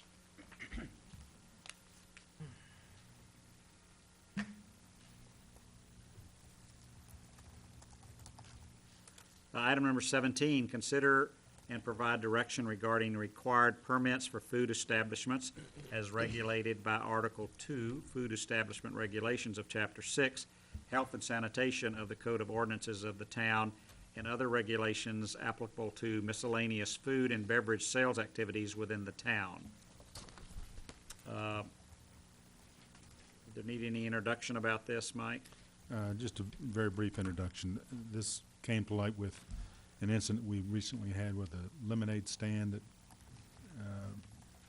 was shut down by the police department and cited the appropriate health code ordinance in our code of ordinances that prohibits those kinds of activities. I think we all up here recognize that Trophy Club is a small town America, and an appropriate lemonade stand is probably an okay thing to do in Trophy Club, Texas. So we are prepared to, based on your discussion and direction, present to you at the next available opportunity an amendment to that ordinance to allow for lemonade stands, but I thought that it would be appropriate to have this discussion because it's the same provision in that ordinance that involves twice a year the garage sale events that we have in town has morphed into fundraising events for certain groups or kid groups that sell hot dogs and hamburgers and sodas and other non-prepared foods that have been shut down, and it creates a stir because it just feels like it's not one of the things that we should be doing. But the fact of the matter is, all it takes is to get someone sick because we're not taking appropriate precautions to provide for healthy foods, or if they cook a hot dog that's been in the refrigerator too long, or whatever the case is, it could cause problems. So I wanted to have this discussion about a broader discussion than just lemonade stands, to say, how do you guys want us to handle those two, that semi-annual event called a garage sale, because it causes problems every time. All right, so council, I think the town manager is looking for two directions. One is the lemonade stand, and two is other things that are broader that happen on our garage sale days. What I'm gonna let you do is kind of express an opinion to Mr. Sly if you would like him to bring back the particular documents for our health and sanitation code of ordinances dealing with lemonade stands to say whether or not you want those allowed or not allowed, if you want him to bring that back. So I can't poll you, but if you'd like to make a statement, you may do so. I originally sent this to Patricia, and I found an ordinance actually in Utah where they added this little sentence at the end of their exceptions, and that was that this title shall not apply to lemonade stands or similar operations run by children. So that covers that part of it as far as during the year. Now, obviously, you can't have a lemonade stand in the roundabout and things of that, so there's obvious safety things that you would have to deal with, but just a lemonade stand, I think that's acceptable in our community. I'll let you go first. My opinion on this is if some kids want to set up a lemonade stand or hot dog stand and it's on their property and it's kids, I think we should let them do it. I agree that we shouldn't let them go down the corner. Well, if they live on the corner, they happen to live there, well, then that's their property, but then they shouldn't be in the roundabout or somewhere that's not their property, is my opinion. But, we might put something in there that says, you can't have it day after day. I mean, I'm sure we have some entrepreneurial kids, but, after 4 or 5 days, they need to, settle up their balance sheet and get with their accountant and divvy up the money. But I think if a kid wants to sell lemonade or Kool-Aid a couple of times during the summer, that's part of being an American kid. Anybody else wish to make a comment? Generally agree with what Garrett said. I would expand that to, I would like to, rather than us try to attack this in two different ways, try to find a way to attack it in one way, which is to broadly find a way to get out of people's way without infringing upon the duty that we have for actual businesses that are viable and permanent or semi-permanent or seasonal or whatever. Those are businesses that should be defined as a food establishment. What I'd maybe like to see is something where we raise the bar a little bit for what temporary is. Because right now we have temporary as a fixed location, not more than 14 consecutive days in conjunction with a single event. Well, you know what? If the guy down the street wants to give people hot dogs to get people to come to his garage sale and it's on his property, that's an interaction between two private citizens. He's not doing it every day, so he's not operating a food establishment, in my opinion. I'd like to see some common sense injected back into this whole deal.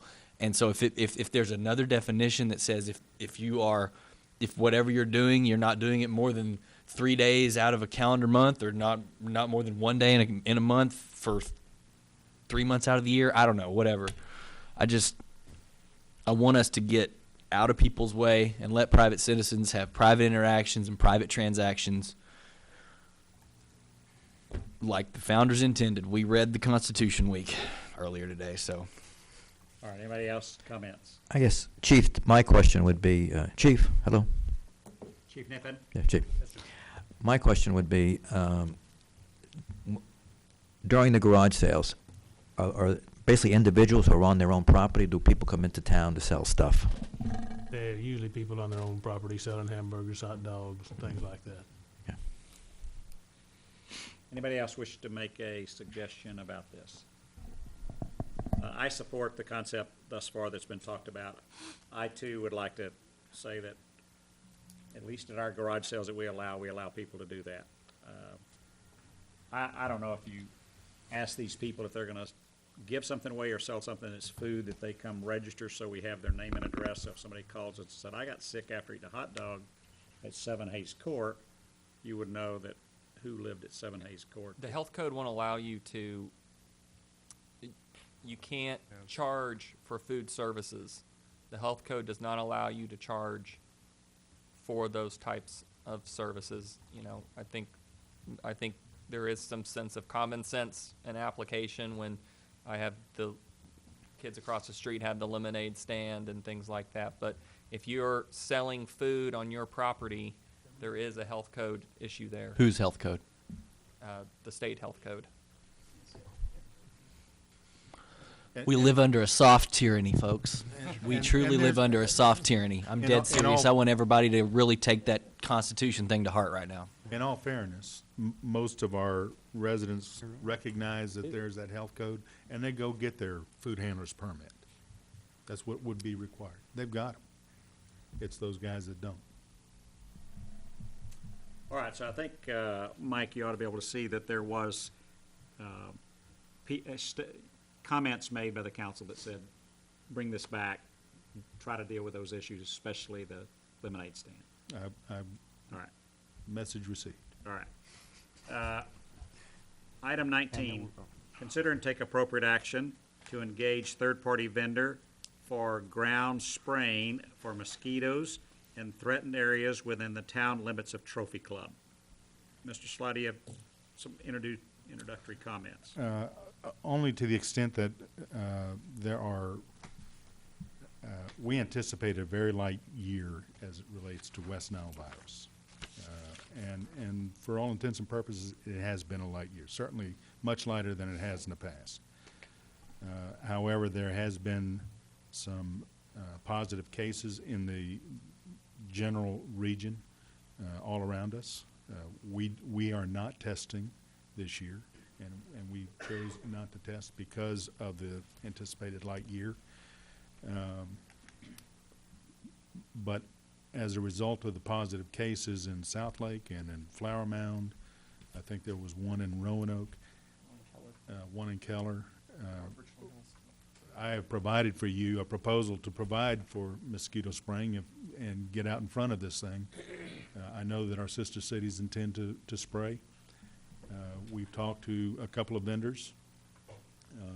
You know, I certainly am not an advocate of spraying every street that we have. We've got, I think, somewhere in the neighborhood of 42 linear miles of streets in our 4.2 square miles. And I'm not interested in doing any of that, but perhaps hitting those known hot spots. As an example, the parks, the linear trail up above Highlands with the amenity lakes. They've got apparatus, they've got gators outfitted with this thing, and we can hit those heavy wooded areas and those areas that we have identified that have already been reported with positive. We can pick and choose if that's what you want to do. If you want to be proactive about it and spray, you know, the vendors will all tell you that if you do that, then do it right and basically hit those areas 2 consecutive nights with the chemical. The chemical has been vetted and it's approved by EPA and TCEQ, and you know, we would certainly allow, you know, go through the communication process to let everybody know what we were doing and when we would do it. Specifically, if there's any beekeepers in town, to identify, we would identify those guys and allow them to protect the bees. And it's really up to your discretion. It's Those people you talked to, Mike, address larvicide as well as the adulticide? I mean, the spraying is all for the adult ones that are flying around, but what about the larva that's fixing to Is Pat still here? come to life the next day? Pat's back there. Have you had that discussion about the larvicide as well? Come to the microphone, Pat, please. Thank you. Sorry. I want to address better, you know, I know you had me up here. They do say that the larvicide is a better deal. It's a little too late this season to do that. If we're going to do larvicide, we would need to plan that for next year, and they've given us a proposal to do that, but it's too late for this year. So the adults are not laying eggs now anymore? There's no more fresh larvae They are, being but developed? there could be in the, you know, we've dunked the areas with that, but, and we'll continue to do that in the hot spots. I just don't think there's enough time left in this year for that to take place with their larvicide. And to be effective, get the bang for our buck on that. Here's my problem. What is our, do we have an action plan, a West Nile action plan? No. not a written plan. We react to, I mean, like last year when it was heavily, when Westwood Nile was, you know, predominant, we reacted according to the situation at the time. And I think that's an appropriate thing to do. There was in fact, why don't you tell him what you tell the council what you told me today about. We go to the meetings at Denton County and Tarrant County because we're in both counties. At Denton County last year, we went to the meeting that they invited all the towns to explain what they were going to do this year. And they, like he said, they anticipated a light year, and sure enough, it's been. The guy that, and I'm sorry, I don't remember his name, wasn't prepared to speak, but he was the manager of Denton County Health Department. He gave us a slide. It was pretty impressive of the amount of health problems that are in Denton County. How many people have a stroke every hour? How many people have a heart attack every hour? It's huge. And the sliver that was West Nile, even in the active year, was really minuscule. So the media gets out in front of this, and so we all react to it and think, oh, it's West Nile, we need to spend our money on that. When in fact it's not it convinced me then, we didn't have a code enforcement officer at the time, so it convinced me I need to spend my time inspecting hotels and things like that and not trapping mosquitoes this year. See, well, the problem that I have is that all of the sister cities, as you, want to say, most of them have action plans. Roanoke just carpet bombs. They spray every month, and that's what they do. But South Lake, they have an action plan that if a trap detects West Nile, they will spray a half-mile circle around that area. Colleyville, they will only spray if there's a human case of West Nile virus. So, but they all have specific action plans that they take.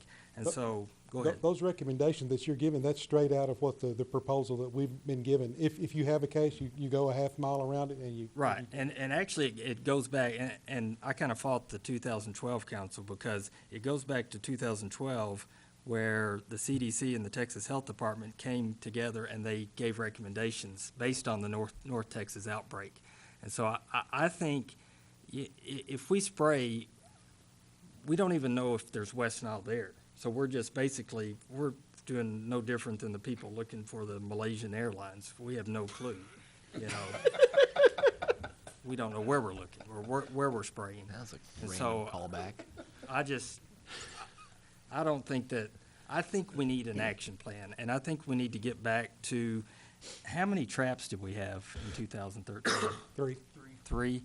And that's, And it took our code enforcement officer, then it takes quite a bit of time to do that. okay, why do we not get a courier and send a courier? Just build that into the budget and do something like that. The thing is that Tarrant County provides the traps. They're free, correct? And I guess the testing is free? Yeah, we have to go there, take it, wait for it. So can we do a courier? I don't know if you could do a courier of that. They're real specific about how you do those testing, those samples. You have to get it in the freezer at a certain time. I'm not the guy that was doing it, but Yeah. I watched him, and he has to take it to the freezer. He has to keep it a certain temperature until it gets it down there. I'm not sure a courier would work on that. I think it Yeah. requires We staff have time. shared that responsibility with South Lake. And Yeah. I had rather know that we actually have West Nile and before we start spraying. That's just the way I feel. And if you look at the current map of Tarrant County, it's not, there's a lot of traps that have had nothing. Right. That are just blank. Well, in the busy year of 12, that we were testing, we never tested positive for any. I just want to be clear. I did this as a proactive opportunity for you to take action if you wanted to. I personally agree with Philip's assessment. But I think the problem is that it's a catch-22. We could decide not to, and then somebody could, two or three people in the Highlands could get West Nile fever, And so I guess what I'm saying is it's almost like the fire truck or the ambulance. I had rather have a policy in place of a replacement program. So the same thing with West Nile. I'd rather have a policy in place that we have an action plan that if a test comes back positive, we're doing the trapping, test comes back positive, we take action. You know, the steps that we take, rather than reaction, like you're saying, to news accounts in the area. So Mike, would you take that as direction to come up with an action plan and then circulate it to council and make it available to the public, number one? I guess from my standpoint, it's a tough decision. I understand the pros and cons of it, but the last thing I'd want to do is have a citizen who gets the bad form of West Nile who ends up with tremendous nervous system problems and takes a year to recover. I recognize there's some expense to that. I guess my preference would be, as opposed to contract for spraying, contract for somebody to set traps, pick up traps and take them, or do something with South Lake or whatever. I'd rather us be a little bit proactive. What's happening is we're seeing our closer neighboring cities get a positive test. And when citizens contact me, it's like, I don't know. We're not testing, kind of issue. I think a municipality exists for the welfare, safety, and convenience of its citizens. Well, welfare is that part of that issue. And we don't have a health department in our city. We do have a county health department that sets some rules and guidelines. It seems to me that I'd like to see us be somewhat proactive in trying to see, do we have a problem? I think it's only a matter of 30 or 45 days, and this is maybe over, maybe not. A lot depends on the weather at this point. So my understanding from the research I've done is that a mosquito that hatches really doesn't travel very far based on research they've done. So assuming that mosquito did bite the bird, that did have West Nile, did get it in their blood supply, they're not necessarily flying across the 4 miles of the town to do it. So that's the reason they spot check these traps, is if one shows in a certain area. I like the plan that we say our policy is if we get one, we do something, but we don't even know if we got one. It is, I guess, the risk I have. I do not want to spray just to spray, personally. Can I say also, I actually emailed Denton County, and because I was not clear whether they only trap in the unincorporated areas of Denton County, and they don't actually have a clinic. They send it off to Austin, to the state. So that may be another alternative. I mean, I know it's a cost, but staff time versus, sending it to Austin to get It's tested. harder and harder to get to Fort Worth. Yeah. So do we know empirically, do we have data that says if we start a proactive plan like's been discussed to try to prevent this in the future, that using larvicide will reduce the probability of West Nile spreading by X percentage? Is there any kind of a baseline for that? I've not seen any empirical data on that. I mean, Okay. they all say that's better, but I've not seen the numbers on it. But I'm a builder, I don't know, I'm not an Well, entomologist. you were called up to give. Yeah, but I'm just saying that But I've no. not seen any numbers like that. What, I just want to clear the record here. Our proactive plan has always been to provide dunks for known areas that are where water pools and things like that, where it makes sense to be proactive and try to eliminate the larvae, the larvae and that kind of thing. What we've been talking about is really a reactive plan and reacting to a potential positive test result. I mean, we can participate in the testing process, but we're not going to do anything about it unless we get a positive result. And in that case, we'll react to wherever that is. So, I hear basically what you're talking about, and I'm fine with putting together an action plan to that effect, if that's what you're comfortable with. Anybody else have a comment? I don't have a problem spraying hot spots, a core property or the edge of it, but I just don't like the idea of a truck driving down the street and just spraying. I don't know what effect that does, and how long do these things last? 2 days, and then it doesn't kill the, Well, one of the positive results in South Lake happened to be on our eastern city limit line. And so that area over there might, I mean, if you want to spray, we could, that would make sense to do so because it was actually within that half-mile radius of South Lake that happens to encroach on Trophy Club. They're not going to spray it, but if you want to spray that area, we can. And if we spray anything else, I would encourage you to consider the public areas, you know, the parks, the linear parks, that kind of thing. All right, anybody else wish to make a comment? Just to give direction. real quick, I'm not anti-spraying. I'm kind of with Greg on that one, I guess. I'm not too worried about the bees. I know that probably makes me a bee hater, but I do sympathize with the concept of, hey, you know, you're spraying my property, and I should have a choice in that. So maybe whatever we do develop relative to criteria to trigger spraying, you know, we weigh there's different criteria for public areas versus private property, things of that nature. Because that was one concern I've seen multiple citizens raise, and I think it's a valid one. And it's a tough, I will say this, Colleyville is really struggling with this because they, like I say, they only spray if a human case is found, and the code enforcer or whoever does theirs has the same trap keeps getting West Nile virus, and they have done everything that they possibly can. They've gone out there, and they cannot find the source. And so, but their policy says not to spray. And so they just keep having these positive tests, and they can't do anything about it. But just because someone gets West Nile virus doesn't necessarily mean they got it here. I mean, people go to ball games and all kind of activities in different places. They could have been bitten 30 miles from here and come home and got sick, and we might think it was in Trophy Club, but maybe it wasn't. You're right. All right. Any other direction you wish to give in reference to item 19? All right, hearing none, we'll move on. Thank you, Pat. Item 20, Town Council Liaison Updates, discussion of same. EDC 4B meeting was Monday, September the 8th. Councilmember Rowe, were you? Oh, back up. Thank you, yes. I'm sorry? I just want to be clear, we're not spraying, Correct. right? Okay, thank you. I just had to have a point of clarification. I understand there. that. Sorry. Nobody seemed to give direction to spray. All right. All right. Councilmember Rowe, do you have any update? I was not present, but I know we had a couple council members who were. If they wish to give an update, I would yield to them. All right. Anybody wish to make a comment?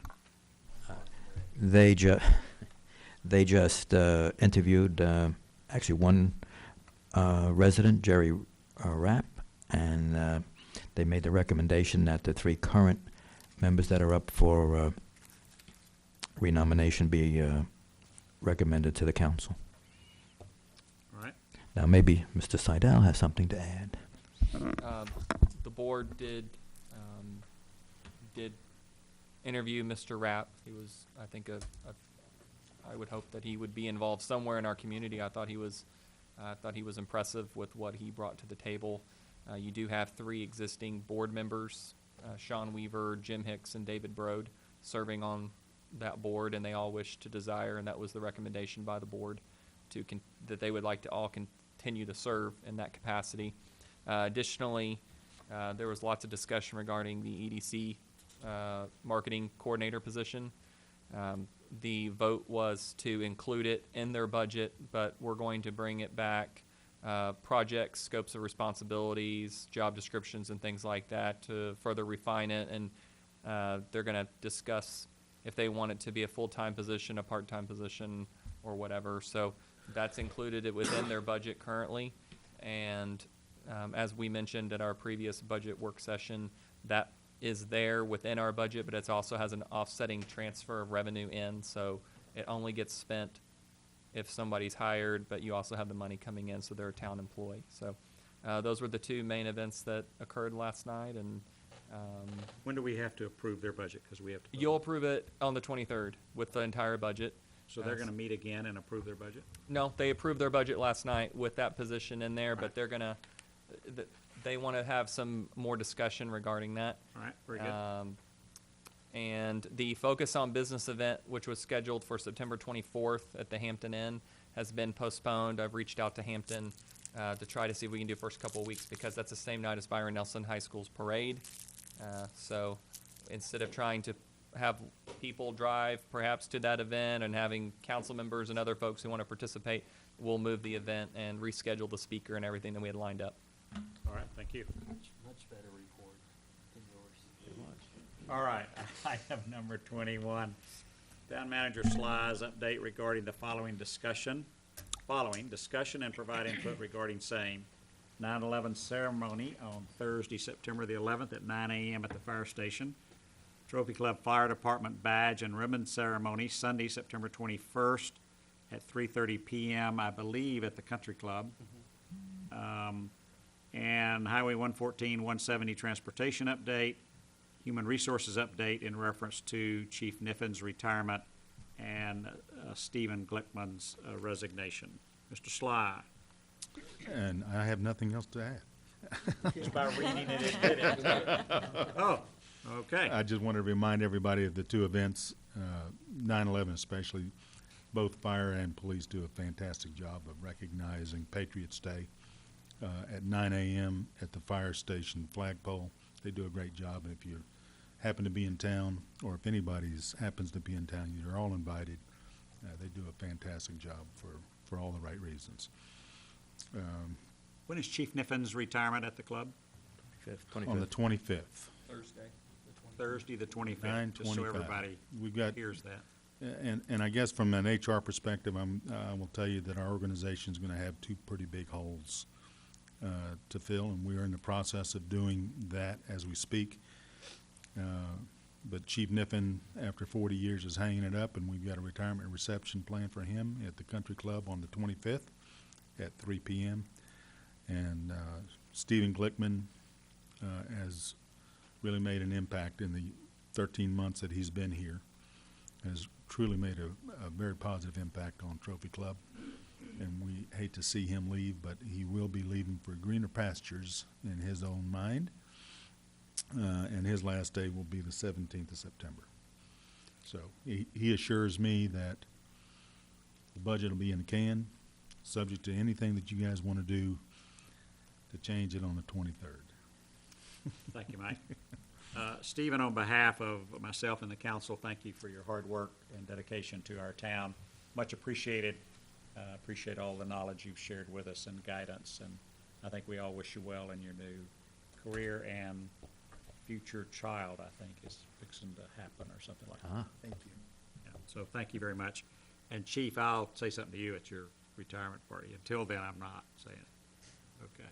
All right, anybody have any questions? I was going to give a quick 114, 170 update. Oh, yes, please. And the only thing I'd like to share with that is the three towns, Westlake Trophy Club and Roanoke, a couple of years ago got together and started having some preliminary discussions about a cooperative effort to landscape that corridor. And there was some initial plans made and things like that. We have since done some research and found some grant monies. We thought that we would be presenting in front of each respective council an opportunity to participate in a landscape effort for that entire corridor, and applying for that money, that grant money through NetCog, that pretty much stays dormant. A lot of people don't remember to apply for it. I mean, they have churned that money over and over again because people haven't applied for it. So we felt pretty good about it. But as a result of additional improvements to the 114, 170 corridor that's in the very near future, we feel like we're just going to put that on the shelf. Because the last thing we want to do is spend money landscaping, if that's what the councils want to do at that point, just to have it ripped up and be exposed to additional construction. So that's all put on the back burner, the landscape piece of it. The construction piece is moving forward full speed ahead. Mayor, that's all I've got. All right, any other questions of the town manager? All right, we'll then move on to item 22, discussion of agenda items posted for consideration on the upcoming regular session council agenda for September 23rd, 2014, and items for future agenda. So you have in the packet a preliminary agenda that was referred to for the 23rd. There's some items that said were moved or deleted. Most of that deals with just the tax rate things. So anybody have any question about that agenda? All right, hearing none, we would then move to the future agenda items page. There are several items that are being removed or were removed, but not in our packet. Item 4, 8, and 9 have all been, should be removed and dealt with. I made 2 notes of things to add. Add the review of policies related to compensation of employees in regards to auto allowance and retirement plans. Does that make sense? Yes. Cover what you were dealing with somewhat. And then I added another item that said that we would expect a review and report from the town manager in reference to a review of the cell phone policy and plan. Does that cover what we were trying to accomplish, everybody?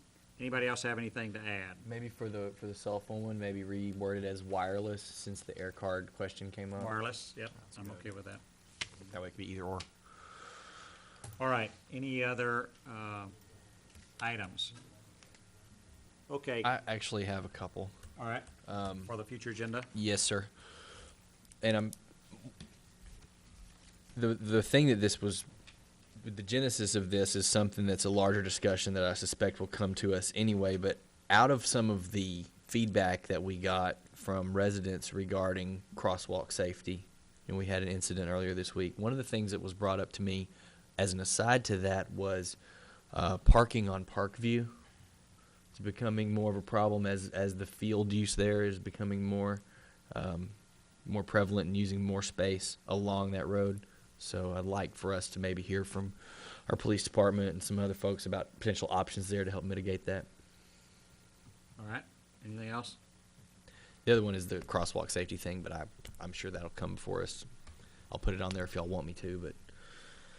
Okay, Do you just want to add on that parking of Parkview, the overall general traffic patterns, that we can do something about it? I don't know, I was just thinking specifically relative to safety issues resulting from parking on both sides. You know, when they're having football practice and But if stuff, you guys wanna this make it time of broader, year, I'm it's okay with that. pretty It's very congested. frustrating. We go through this every year, and, you know, the Indy East parking lot's empty, and both sides of Parkview are packed, and with, you got two-way traffic. It has been a problem. You got kids running from cars. Past councils didn't it's- want to really address it. well, I think. I'm okay addressing I'd be it. happy to. Did Councilman Rowe bring up the discussion of crosswalk safety enhancements, either lights, bumps? He just said humps? crosswalk safety Yeah. and parking on Parkview were his 2 So we items. can, both we in can there have them together. both on there, yeah. Mike, I do want to address the sign ordinance within, especially before next May. But is that something that goes to P and Z first before we put Yes. on our part? So I figured, okay. But let's look at that. And if you recall, it was just 2 cycles ago that we put it in front of the P and Z and brought it back in front of the council. I know. I was on the P and Z when we reviewed it. Before we move on completely, Nick, I remember you adding one that I can't find on here now about directional signage on main thoroughfares. I saw it. Where is it?